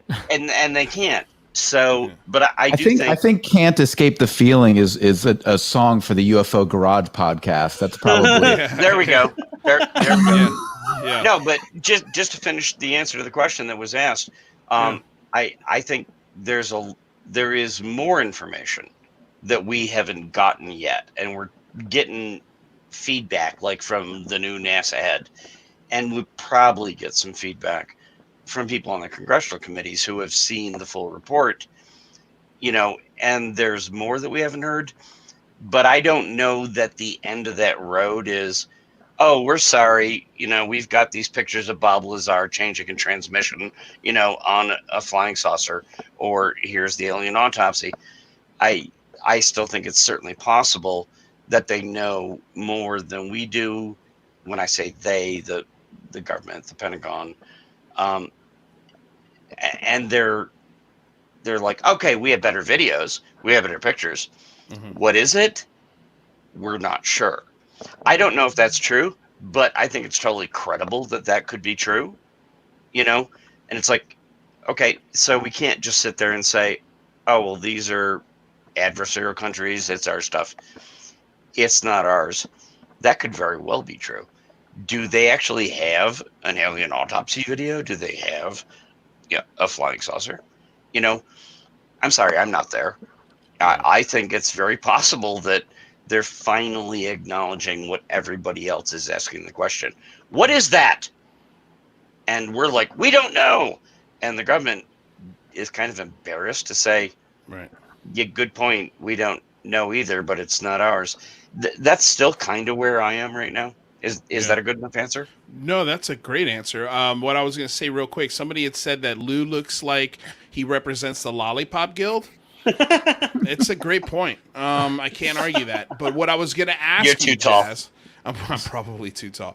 But what I was going to ask you, Jazz, is a logistics question, and that is, can Congress, if say a group of congressmen look at this classified report and they determine, you know what, there's aspects of this that we don't feel need to be classified, can they go on the House of the Congress or the floor of Congress and start reading parts of this unclassified section? Would they get, what's the ramifications if they did something like that? You go to jail. There are laws in place. There's one person right now who can declassify anything he wants to, and that's Joe Biden. Right. Beyond that, you have to go through the paperwork. There is a declassification process if the commander-in-chief doesn't mandate it. That get, anybody in the country can. John Greenwald just went from the Black Vault and submitted a thing saying, I'd like this declassified. Anybody could request that. Right. But the people in charge of that can go, oh, thanks for your interest. Go F yourself. Mm-hmm. You know, the only person who can just say, oh, this is declassified, swipe of a pen, president. So That's there's no instance in where a Congress member could say this should not be classified. There's nothing here that reveals. Oh, they can say it.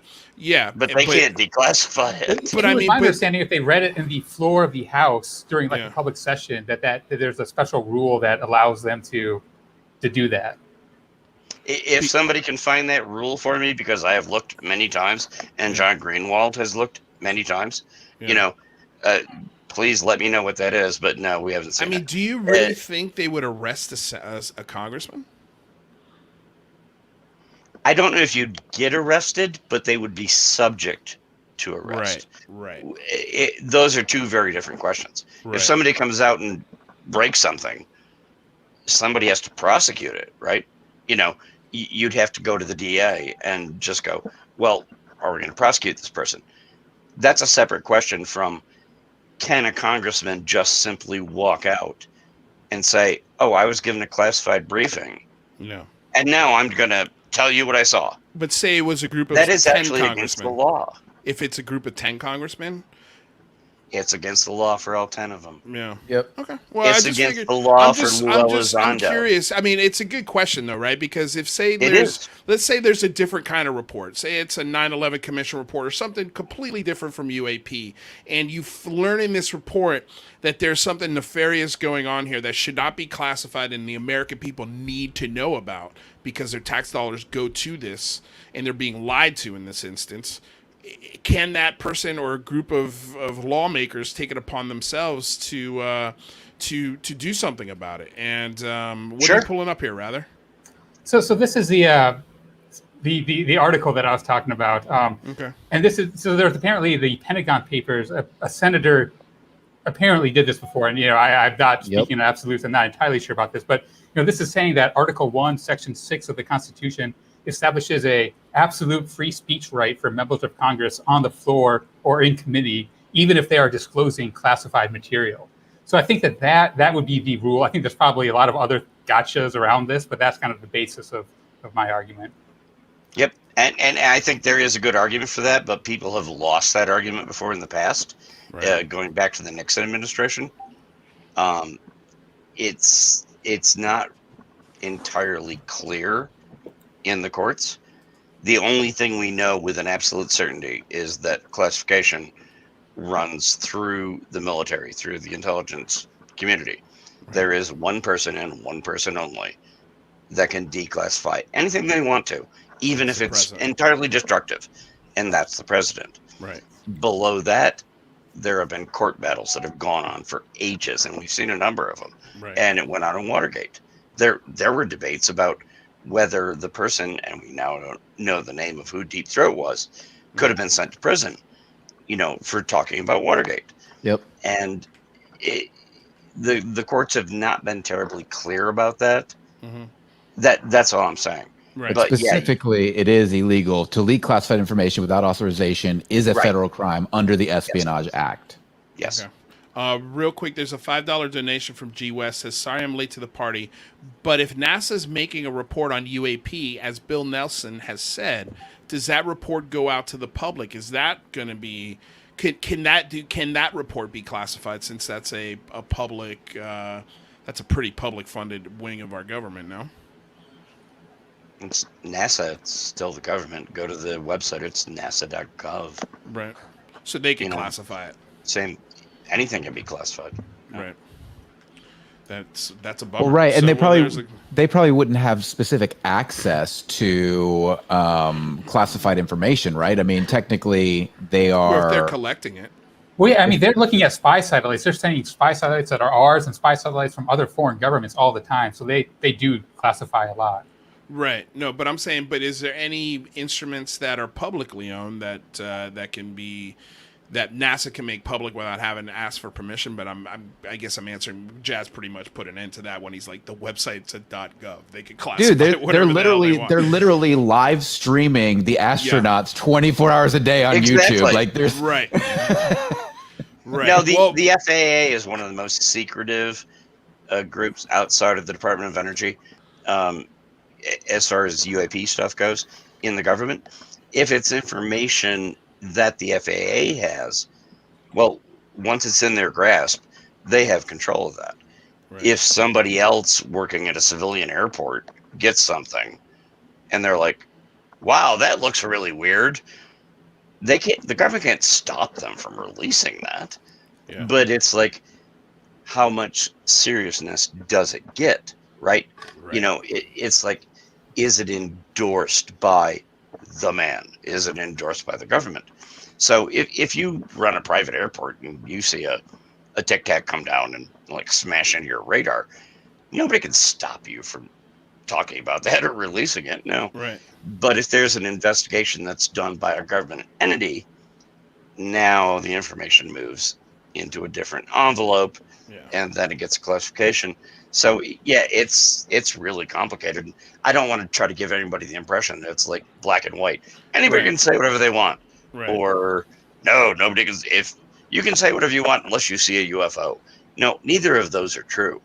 You know, so I think we're kind of arguing around the same point, nibbling on the edge of the same cookie. Yeah. The really tightly held stuff, it all depends who holds it and what oaths they have taken and what laws they are under before they can release it. That makes sense. Real quick, Matt was saying that Lou Elizondo looks like he's a member from the Lollipop Guild, not me. And, he was clarifying. Just clarifying. And then, well, thank you for that. And then Alien Girl says, ha ha ha, Lou's way fire. But what I really thought was hilarious was this comment right here. Nah, Lou's a 21st century Eric Estrada. Oh my God, that's hilarious. Okay, so gentlemen, we didn't get the opinions of Jazz, Joe, and Ben on the UAP report itself. So let's start with, I'm going to put you on the spot, Ben. What did you think about the report that came out on Friday? Were you disappointed by it? What were your initial reactions? Man, I'm sure you and Joe were probably together, right?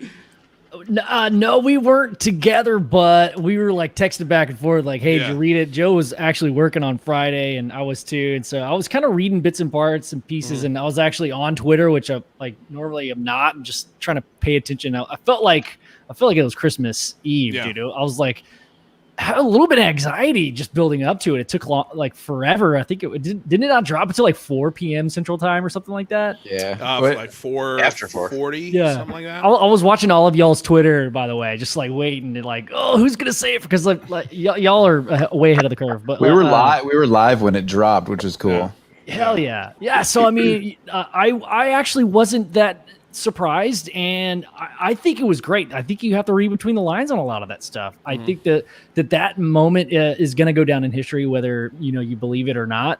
It's not exactly what we were hoping for, but I think it's enough, and I was super happy with it, man. There's a lot of cool stuff in there that I think right now we don't really understand the language, that we don't have some of that language barrier, or I guess communication, that we can understand and ask more questions. I think maybe in a couple of weeks or maybe months, we'll be like, oh, so you said this thing, and also you said that thing in the report. Can you elaborate on that? So I think, again, that's kind of going back to the semi reference earlier, where it is going to be a slow process, because we're changing like semantics and language. So I think it was great, honestly. I was just happy that it happened. And then like my mom texted me saying, hey, wait a second. Breaking news, Ben. Ben from UFO Garage has been cast as Shaggy in the new Scooby-Doo movie. Congratulations. Oh, how did you find out? That's supposed to be... You're going to break my NDA, dude. Oh, Shaggy, my God. No way, Scoob. I am so disappointed. Michael Farr is the new Variety magazine. He's just breaking Hollywood news left and right here on the show. So Joe, what did you think of the initial report? Man, I thought it was pretty basic. I think it's exactly what I thought it was going to be. I did think that, while obviously they didn't say the aliens are here, right? Which is what everybody wants. That's all we want. I did think that it was a nice little step in the right direction. One of the things that I did find most interesting, one of my favorite sentences in the report was the limited amount of high quality reporting on unidentified aerial phenomena hampers our ability to draw firm conclusions about the nature or intent of UAP. Now, I don't know what that means, right? I feel like. Oh my God, that is perfect, Joe. That's it. Show's over. Good night, everybody. Oh my God, what analysis! Yeah, dude.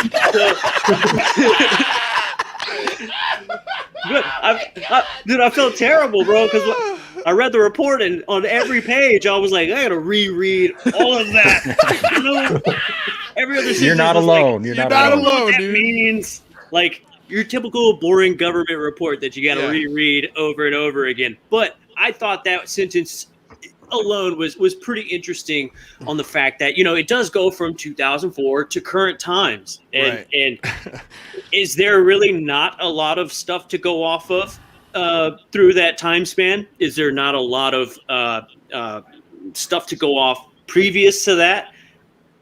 You know, I guess if you're talking to everybody in the world, that's a pretty decent thing to say. Hey, we just don't have enough good cases to really look at to really understand what this is and whatnot. But you know, well, Brother made a good point earlier in the show that it sounds like there was only 2 people in the task force. You know, out of one, they got 144 cases in the last, what'd you say, rather 2 years that they've been in there alone. Well, I mean, technically, I guess we can go 4 because it'd be 2017. Yeah, they said most of the cases happened within the last 2 years when they had the updated reporting mechanism. So I'm guessing that's when most of the work happened. And that's just reported though, right? Like, where are they getting those reports from? Is my question. And I also don't believe that. Yeah, I don't believe it, dude. Don't believe it. All right, so Mike, let's reset the room, and then we're gonna switch over to Jazz and get his opinion on the report, and then we also real quick, I want him to talk about the article he wrote because it was a good one. I was talking to Chris Plain over the debrief yesterday. He's like, give me a reason why you guys don't have a Reset the Room t-shirt yet, because that would be the amount of people in the chat who make fun of us for resetting the room is just, it's gourmet. So thank you guys so much for joining us today. We've got an amazing cast of characters here in the room with us. For those of you who don't know, Jazz Shaw is joining us. He's the editor-reporter of Salem Media and The Debrief. He's a U.S. Navy veteran, follower of the Strange and Unusual. Rather Be Squidding is here, UFO enthusiast and researcher. His YouTube channel is Rather Be Squidded. We've got Ben and Joe from the YouTube channel called the UFO Garage Band. You did it again. Oh, you did it again. You did it again, Michael. You did it again. This is like me and Max Moskowitz's Hollandaise. And Dan Rather. Yeah, and Dan Rather. Okay, we need an album now. We definitely need I'm a serious. UFO Garage Band album. We can make that serious, happen. and the title track's going to be "Can't Escape the Feeling" by Jazz Shaw. Yes, dude. Yes. Oh man! All right, so make sure you guys go check out Ben and Joe at the UFO Garage Podcast. We are definitely going to start a band. It's a must at this point. We've also got Dan Warren, who's an engineer, UAP, and UFO fanatic, enjoying the ride. That is UFO Twitter. He also happens to be the king of UFO TikTok, so make sure you check him out there.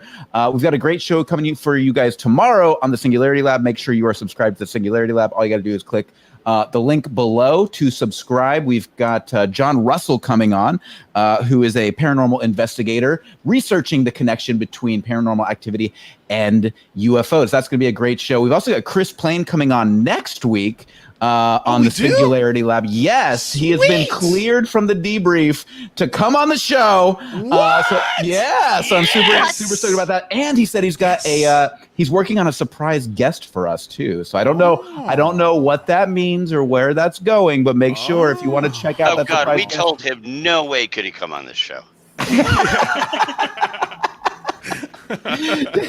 Jazz is very upset. Jazz is very upset. If you want to see Jazz take another shot, please make a super chat donation for $50. At least 50. Yeah, at least 50. It cannot be another $49.99. Much respect, but it's got to be $50 or above. So thank you guys for that. And anything else, Luis? No, I think that's good. Yeah, I think we got it all. Just remember to like, share, subscribe. I mean, we've got 266 of you guys in here right now. Share it. Let's see how many we can get in here in the last half hour. Remember, I'm only 80 people away from 3,000 subscribers. So if you have not subscribed to the channel, definitely do so. Do it, because we're growing and it's fun.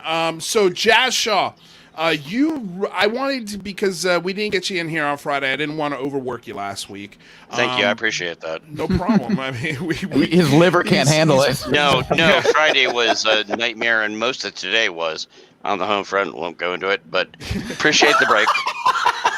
No, I wasn't making a joke. I actually had somebody ripping up. Yeah, I saw that on Twitter. My entire lawn and like half of my yard for municipal upgrades, and I'm going to shut up now because nobody gives a crap about that. But I appreciate it. And we don't mean to laugh at you. It's just the way you deliver it is funny.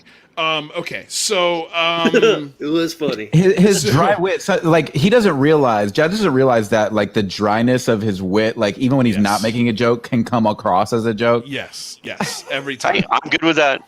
Yeah. Okay. Okay, so Jazz, you wrote a really great article this week in regards to the UAP report, but I wanted to get your initial thoughts on it just because I haven't heard them yet. So the floor is yours, sir. What did you think of the report? Do you think it was a good step in the right direction? And can you sort of go over a little bit over your article and the gist of what you wrote this week? I wound up writing like 3 articles, but I was happy with the report. Mostly because I set my expectations pretty low. Right.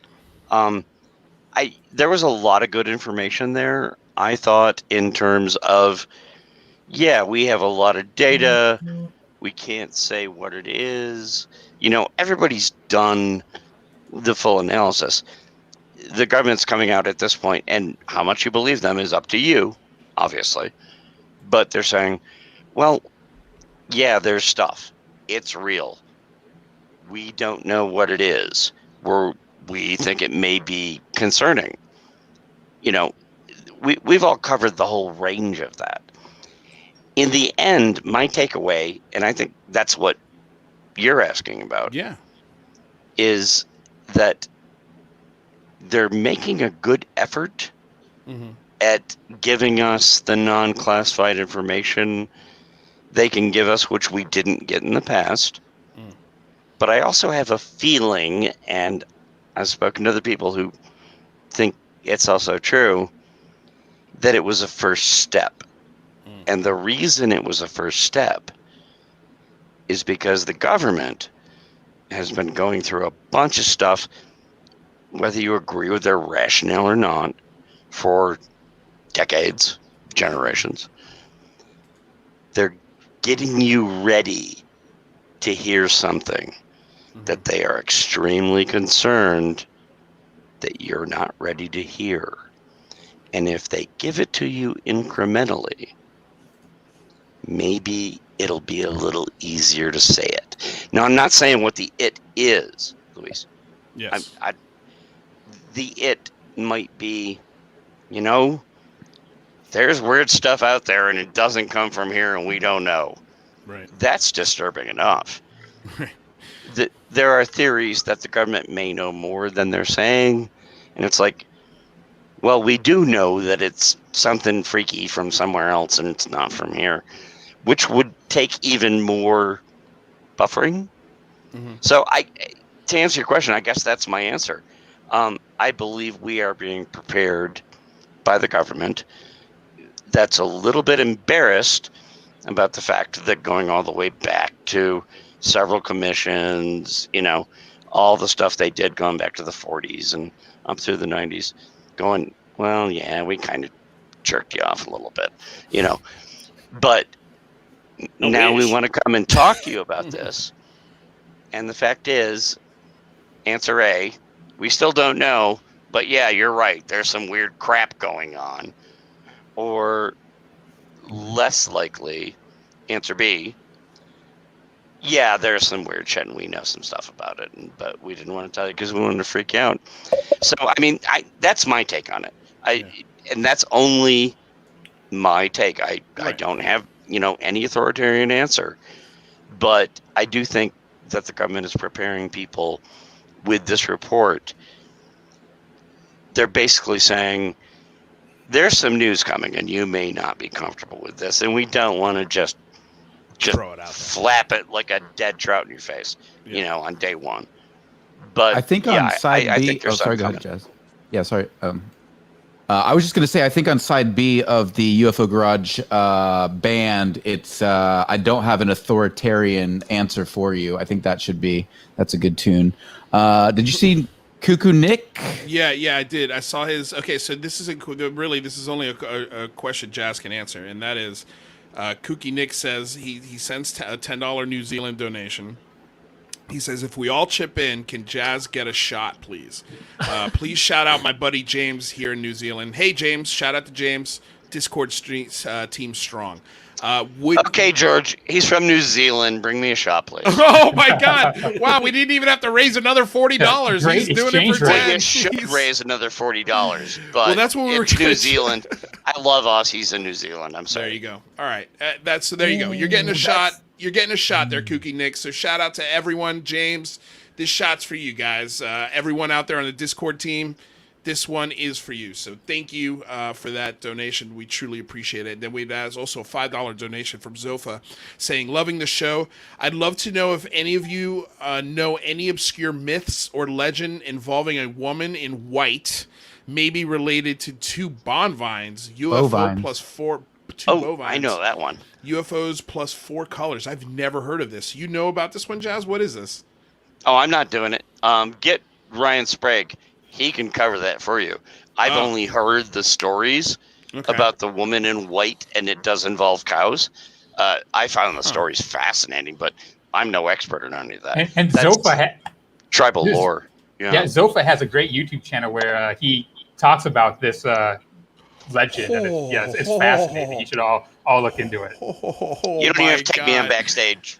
George is busy. I'm going to go get a shot. I'll be right back. All right, hold on a second, Jazz. Everybody needs to take a shot now. Everybody's got to take a shot. We just got $100. We just got $100 donation from Aaron Desario. We got a $100 donation for a shot. No, I'm doing two, George. It was one shot. One shot for a donation. I'm not doing two, but Ben's got a shot going. Okay, so Aaron says, I said all this to Mick and Jazz. Said I was the crazy one in the room. Now he must drink twice to pay for all that. Cheers. All right, wait. I was say we'll count this one as the first one, and then if there's a second one, we'll put it toward this donation for sure. You guys are killing me, probably literally. It's so funny. Last week he's like, "You can't kill me." This week it's like somebody digs up his lawn and he's pissed. I'm still pissed about my lawn. Later, for the next show, because I'm going to be on Tuesday with Mike. Yeah. I'm going to put on photos of what's left of my lawn. Yeah, I saw the photos on Twitter that you put up earlier today. It looked like a nightmare. It was amazing. The guys came by and they were like, "We would like to replace your gas meter." And I was like, "Oh, it's time to replace the gas meter." Okay. Next thing I knew, 2/3 of my lawn was gone, and half the road was ripped up. I was just like, "Holy cow!" Wow, why are we talking about this? Shut up, Jazz. Move on. All right, what do you got? Plot 2 is that you come home from work one day and there's actually a pool in your front yard, and the guys that dug up your lawn were actually dolphins in UPS outfits. And now they live. I'm good with that. He's good with that. That anything having to do with dolphins digging up his lawn, he's definitely in for. Okay, so I guess let's. Where do we want to go now? Do we want to play the second video that we ripped today, Michael? Yeah, I've got the other video. Want to play that? Of Mitt Romney, because I thought Mitt Romney had some very interesting comments over the weekend, and the director of national intelligence. This whole weekend was pretty damn fun overall. But this was, I think, one of my favorite moments because there's a lot of stuff going on here in one clip. So let's just play it and see what... backstage while we play this, please? Yeah, we can do that, definitely. Thanks. Let me do that. Okay, cool. The director of national intelligence. Jake Tapper, blue Tic Tac, blue suit, blue tie, blue backgrounds. Let's do it. For those of you who don't remember, Jake Tapper, when asked about the incident on the Nimitz on Ellen, he mentioned he referenced a blue Tic Tac. He got every single fact about all of this stuff as wrong as you could get it. And then on top of that, there was a fake laugh track accompanied with it, which made it even worse. Oh, no. So this is all better. right. This This is Jake Tapper's redemption on UAP redemption information. Here we go. Jake Tapper's redemption.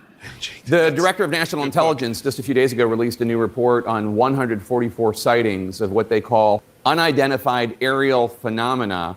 Virtually all of them. Sorry, but his eyebrows when he says phenomenon do this funky like little curl. Wait, who's Jake's or Tapper? Dude, I feel like Tapper hates this. He absolute hates talking about this. He did mention on Ellen that his wife is a UFO so is nerd. His sister or his brother. His sister's a UFO nerd. But like when he says this on air, like watch his furrows. Released a new report on 144 sightings of what they call unidentified aerial phenomena. Virtually all of them remain unexplained. Whatever these are, they appear to not only be technology that the United States does not have, but technology that we cannot even explain. I know a lot of people joke about this, but you're a national security hawk. How concerned are you about these objects, and where do you think they come from? Well, I don't believe they're coming from foreign adversaries. If they were, why, that would suggest that they have a technology which is in a whole different sphere than anything we understand. And frankly, China and Russia just aren't there. And either are we, by the way. So I'm not worried about it from a national security standpoint. That was important. That was important right there. Wow. Like, he's telling you it's not Russia, it's not China, and it's definitely not us. We're just not there. And he's not worried about it from a national security standpoint. This coming from Mitt Romney. He's one of these guys that are, very much on this security perspective. He's on the Homeland Security Committee. Yeah. Do you think we do have that technology, and that's why he's not worried about it from a national security standpoint? It's not us. That's the only concern I have about whether or not he's telling the truth. That he's covering for U.S. Tech? Right. Why would it's always a possibility. So what do you? But then he's inferring. Maybe, but then maybe you guys are inferring then that we've cracked a different form of propulsion. Oh, I think we have. Is that a discrepancy between the unclassified report and what the New York Times was able to review? Because they said that it was not, and I think Lou even repeated that it was not U.S. Tech. So did they get to see something in the unclassified report? That's interesting. Let's listen to that again, because that was very forceful. That was very direct. Coming from foreign adversaries, if they were, why, that would suggest that they have a technology which is in a whole different sphere than anything we understand. And frankly, it's in a whole different sphere of anything that we understand. I didn't read that in the unclassified report. Did you? No, I don't remember being in a different sphere that you cannot understand. I don't remember that part. They did say that, though. They said that we need new science to understand these things in the unclassified report. I guess they did. Rather is correct. Yep. Rather always comes in with the facts. Right, but they said it in such legalese that it was very ambiguous. Right. I didn't understand it. Joe did not understand it when he read it, but when Mitt Romney says it, it makes a lot of sense. Okay. It's very clear, very clear. And Russia just aren't there. And either are we, by the way. So I'm not worried about it from a national security standpoint. If for some reason these came from another system, if you will, another alien society, which I frankly would find hard to believe, but I guess all things are possible, that would be fascinating. Interesting. I know there are, they say, trillions of galaxies out there, so who knows what might have developed somewhere else. But that would make me more fascinated, not fearful. And I guess I also think that we have a lot more significant challenges ahead of us right here and now than worrying about those things. The emergence of China as the dominant player in the world, that gives me concern. The warming of our planet, that gives me concern. The amount of debt we're taking out as a nation, that gives me a concern. So I'd focus on those things and infrastructure before I'd give a lot of attention to unidentified flying objects. Wow. And by the way, go by your nearest CVS and pick up your big tube of Icy Hot. Yeah, no, I mean, dude, okay, so, like, it's almost like he's talking out of two sides of his mouth here. On one aspect, he's saying it's not Chinese, it's not Russian, it's not us. It's definitely out of the realm of understanding, whatever it is. And then he comes back and says, but I'm really not concerned about it because we've got other real world concerns. Isn't Very this hot and cold, exactly? yeah. Isn't this exactly what the Navy's been doing for the past 20 years? Isn't this what every general in the Navy's been saying? Like, we've got this threat, this threat, this threat, this threat, this threat, and you're talking about something that's not actually threatening us? Like, Right. Isn't that what they've been ignoring this whole time? And he just came out and said it like flat out. Yeah. Well, yeah. You know, Everybody's like, yeah. I'm sorry, but I'm going to go to the defense of Jake Tapper, who's a friend of mine. And, you know, he's asking questions. I don't know that he's definitely not a believer one way or the other. You know, he's a newsman. His wife is a big believer. You know, it's a question that is worthy of discussion. Yeah. But you get Mitt Romney in there, and Mitt's actually speaking the truth. Everybody can laugh about it, but it's like, okay, we don't have this. You can say, okay, the government's lying. They're hiding things.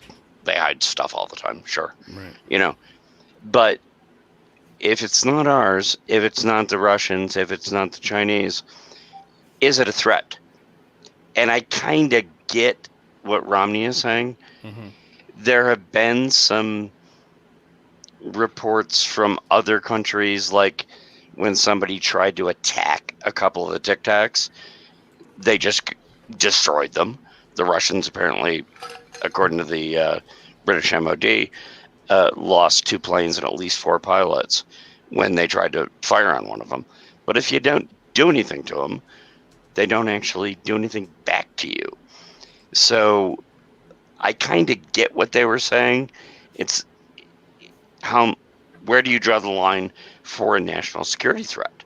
You know, if you don't mess with them, most of the time, they don't seem to mess with you.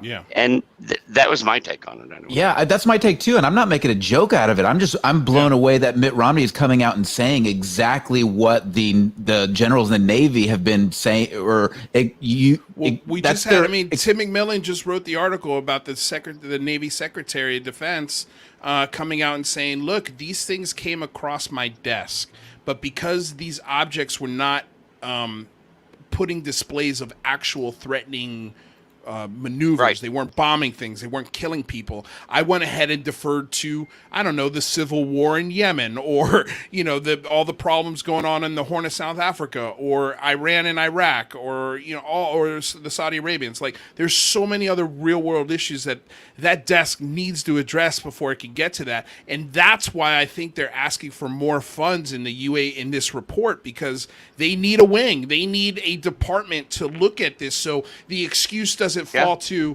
oh, well, we've, you know, South Africa, it's right. Like, it's like when Joe came in, kids, am I right? Like, you know, like Saudi Arabia and Iran, right? I mean, sorry, we got to put the UFO stuff on the back burner.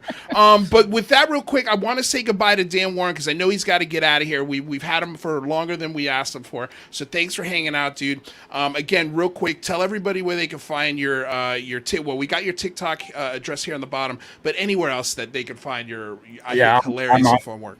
I'm on Twitter just as Dan Warren at Hey Look Over There. And if you just look up UFO on TikTok, you'll find me. And I got to go because my kids are literally trying to get in the room right now. So kids, am I right? Arabia. All right, Dan. Well, dude, we appreciate you stopping by, man, and we'll see you soon. Later, dude. Peace, dude. Kids. kids, it's the alien grays. They're in the background. Yes. A $10 donation from G West says, 1, Romney says it's not from Earth. That's it. That's all we need. 2, shows us what he's been seen to make him believe that this is not from Earth. I kind of agree with that. But here's another thing that I'll give you a little bit of. He wants us to show. He's saying show us what he's seen to make him believe that this is not from Earth. He's not going to do that. But what I will say, just to give you a little solace in who's talking right now, go back and watch the 2008 debates when Mitt Romney ran for president of the United States. And there was a question asked to him. If there was an instance where you had to start a war, and this was a big question back in 2008 because George Bush just started a war. He basically did not get permission of Congress, started a coalition, and then launched war in Iraq. And so the hot question was, would you do the same thing? And his response to that question was, well, I'd have to check with my lawyers. Okay? No, you'd have to check with Congress and the people of the United States. Why are you bringing lawyers into this discussion? So that's the kind of guy we're talking about here. When he says he doesn't feel like UFOs or UAP is a threat, that is the complete opposite of everything that is Mitt Romney. Mitt Romney is a neoconservative Republican that is afraid of everything that comes across his desk. Everything. Any reason to boost military spending, Mitt Romney almost every time will jump on board and get that military spending up. And this is an opportunity for him to do that, and he's not. He's not even afraid of it. That's it's a weird response, and I'm trying to understand why he's so nonchalant about it. And I think Dan had made a great point. Maybe it's because he's already got the inside information as to what these things are, and there's really nothing to worry about. But then again, why not squash it? Why not kill the story? I'm impressed he didn't kill the story. If he's got something that we don't know, and he's saying it's not a threat, and he's saying it's incredible, and he's saying it's not U.S., China, or Russia, and he's saying it possibly could be, and he's not taking off the table extraterrestrial, good on you, man. I mean, listen. Yeah, no, but he's saying two things at once. That's what I think is a little frustrating for me. I wish he had just ended at, trillions of galaxies, the possibilities there. But then he went to the other thing, the other concern, the other real world concerns. It's wait a second. If everything you just prefaced the real world concerns with is true, okay, if it's true, all of those other things you just listed kind of become a little obsolete, don't they? I mean, if we figure out tomorrow that we're not alone on the, doesn't that shift the paradigm? Doesn't all of a sudden a border dispute in Saudi Arabia and Iran, doesn't that maybe get pushed back a little bit? But I think we're assuming that we can just because we admit or agree that these things are here, that we can all of a sudden get their technology and put it into use. Of course not. Of course not. But it makes the world a lot smaller real quick. It does. I agree. Yeah, you know what I mean? If you know that.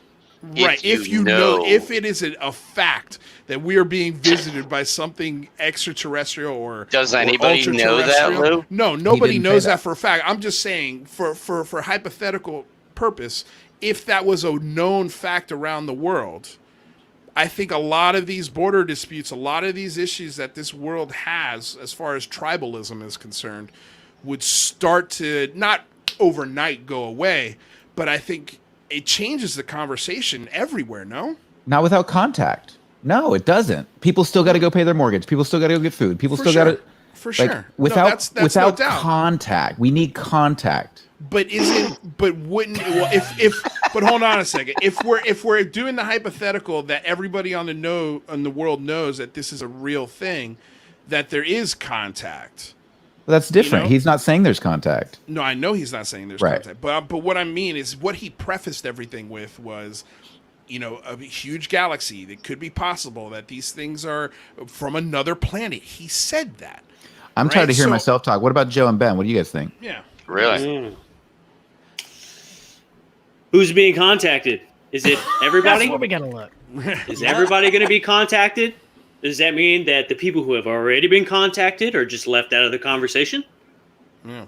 It's weird that the majority of people who claim and have these stories, and also a lot of people with actual evidence that have been contacted by ET, are just completely stuffed under the rug. It's strange that those people aren't being talked to. I know that there's reasons why. I think it's coming. I think it's coming. I think just going back to what Jazz said, I think we need to get everybody on the same page. Part of this process is we need to destigmatize it, so that way our pilots and our service men and women can start reporting these things without fear.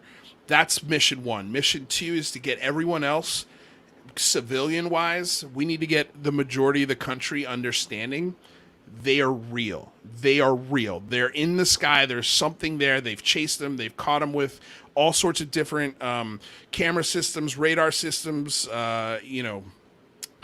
equipment that measures these things. They're real. They're real.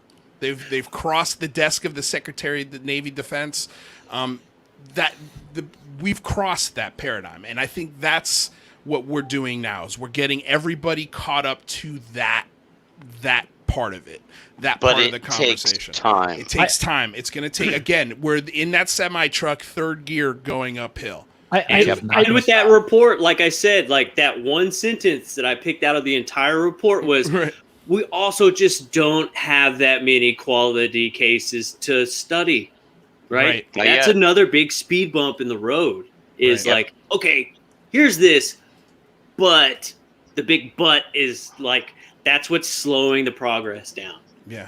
That's true. All right, well, gentlemen, what were you going to say, Ben? Finish I was going to say, in the meantime, I think it might be smart to, pay attention to who's saying what. Are they against it or for it? I think that's something, I don't know what, but I think it's important to kind of, in your mind, segment who is naysaying. I mean, you guys are bringing up some names earlier, and who are supporting this, and kind of following who stands to gain what, because I think this is turning into more of a political thing that I think we all are realizing every day. Ben is touching on a hugely important point. Yeah. Nobody's right yet. Right. Yeah. Neil deGrasse Tyson may be right. I think he's really obfuscating, but I could be totally wrong. Right. He could be right. We don't know yet. We're still collecting information. I think the big win out of the report is that now everyone's talking about it seriously. Right. That's it. Yeah. You may have your own opinion. I may have mine. And there's a lot of data coming in. Yeah. Let's all sit back, because you don't want to be the person that winds up at the back end when it's like, oh my God, Alex Dietrich was totally correct. And then it turns out, that was the deflating balloon event they talked about, which I don't think it was, by the way. I do not believe that at all. Total believer in Alex Dietrich. Badass pilot. But I'm just saying, extreme example. Yeah. Let's keep collecting the data. Right. That's all I'm saying. Right. And because I think you don't know yet. It's not mission accomplished. It's mission implemented. In progress. In progress, right? So on that note, you guys, we've run against our time wall. I want to say thank you to all of the guests that were here on the show. Dan Warren, Ben and Joe from the UFO Garage Podcast. Check out their show every Thursday night. What time, gentlemen? 7 p.m. 7:30 Central Standard. Yeah. Thanks for having us on, man. I appreciate you. Oh my God, no, I've been meaning to get you guys on. Once I got Dan, I'm like, oh my God, why didn't I ask Ben and Joe? I've been meaning to get you guys back on the show. I asked them a while back to come on the Singularity Lab. Guess what happened? What happened? They forgot. I'm so sorry. Oh my God. But you don't want to know something? We didn't forget. Kids, dude. Kids, am I right? Kids. That's what it was. Am I right? Dude, I love you guys, man. And you know what? You want to know something? I feel like that's something you're going to have to kind of expect when we're dealing with Ben and Joe. They might forget. Okay? We're like the Guns N' Roses, dude, of UFO podcast. I wrote it on my fucking hand, dude. Look at that. So I tried, okay, and we made it. Dude, hey, I got like 5 text messages from him today too. Look, Remember, they were here on time today. Joe was a little late because kids, kids, and that's a good excuse. All right, well, guys, I appreciate you boys being here. I honestly love your stuff. I thought your interview with Lou Elizondo was so much fun. I never got to congratulate you guys on that, but just amazing work. I thought you did a really wonderful job of showing he's a human being. He is a human being. Thanks, he's flesh and bone, just like everyone else. I tried to do that on my first interview with him, but I only had an hour. And I think it's important to highlight that.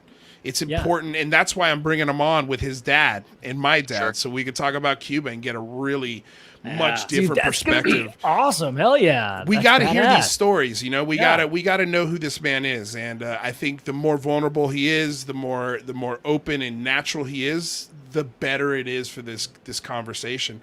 Definitely. Because people can go and watch that and say, "Oh, he's dad. He works on cars, his favorite car is my favorite car. Holy shit, this guy's cool." So check him out, you guys. Thank you again for stopping by. We really appreciate it. We'll see you boys soon, all right? All right. Talk to you later. Thank y'all so much. Bye. Yeah, man. My pleasure. We should all say, Joe, thank you. Because I'm a big Bigfoot believer, and Joe is clearly a Bigfoot. So, we have definite proof that Bigfoot is real.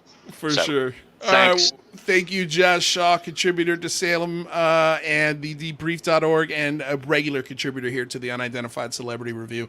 Thanks, and we guys. really appreciate everything you do for the show, Jazz. Thank you, Jazz. Wait, real quick, Joe had something to say. I heard somebody say my name. Sorry. Oh, basically, you're a Bigfoot. Oh, hell yeah. You confirm. Nice. You confirm. Squatch. You confirm Squatch. Squatch. You've confirmed the existence of Bigfoot for Jazz Shaw. All right, boys. We'll see you soon. All right, rather be squidding. You got anything for us before you go, buddy? He's got a video that just dropped. Drop it. Just got the video. Yeah. Okay, so it's live right now. Let's go watch it. Yeah. All right, everybody, go. The UAP stuff. Go. Yes, Conspiracy theory at the end. So put your link in the chat, below. Man, so people can go check it out right now. We have 230 of you guys. If you want to get some great science, what are you doing a video on today? Wolfram Project. So it's a physics project that might explain some of this UFO stuff. Awesome. Well, go to Rather Be Squidding's YouTube channel. He's going to put the link in the description. Rather, thank you so much for being here. Go to your channel so you can go answer some questions. All right, bud? All right, so we got everybody out of the room. We're running 5 minutes late. I told Alex, the producer, I could see him slapping his head. He's like, "You told me to end the show at 6 o'clock and you're 5 minutes over." I'm sorry. It happens. Okay. Real quick before we go, want to say thank you to the sponsor, BlueMarlinChronicles.com, purveyors of the world's finest fishing tackle. Want to say thank you to DOS Tapes. They provide all of the tunes you hear on the show. Michael, thank you. Also, just a quick reminder, you guys, don't forget to subscribe, like, share the channel. On Wednesday, we've got Sean Rasick from Citizen Witness, and then we've also got on Friday our debate between Kent Bai and Mick West. It should be a very interesting conversation. And then Tuesday on the Singularity Lab, Michael. We've got John Russell, paranormal investigator, UFO topic. Make sure you go check that out. Next, we've got China versus the USA in cyber warfare. We've got a semi-anonymous person coming on to tell you all about how that is going down. Next week, we've got Chris Plain and a potentially special guest coming on after that. So make sure you subscribe to the Singularity Lab. All right. Well, until tomorrow, you guys, we'll see you. Stay safe out there. And Monday, 4 p.m., Dan Warren and the UFO Garage Podcast. Wednesday, 4 p.m., Sean Raish is Citizen Witness. And on Friday, 3 p.m., Kent Bai versus Mick West. This week on the Singularity Lab, Tuesday, 4 p.m., UFOs and the Paranormal with John Russell. Thursday, 4 p.m., Cyber Warfare, USA versus China. And on Friday, 5 p.m. Pacific Standard Time, Paradigm Shifts with Christina Gomez. Come aboard, let's get weird, this week on the Unidentified Celebrity Review.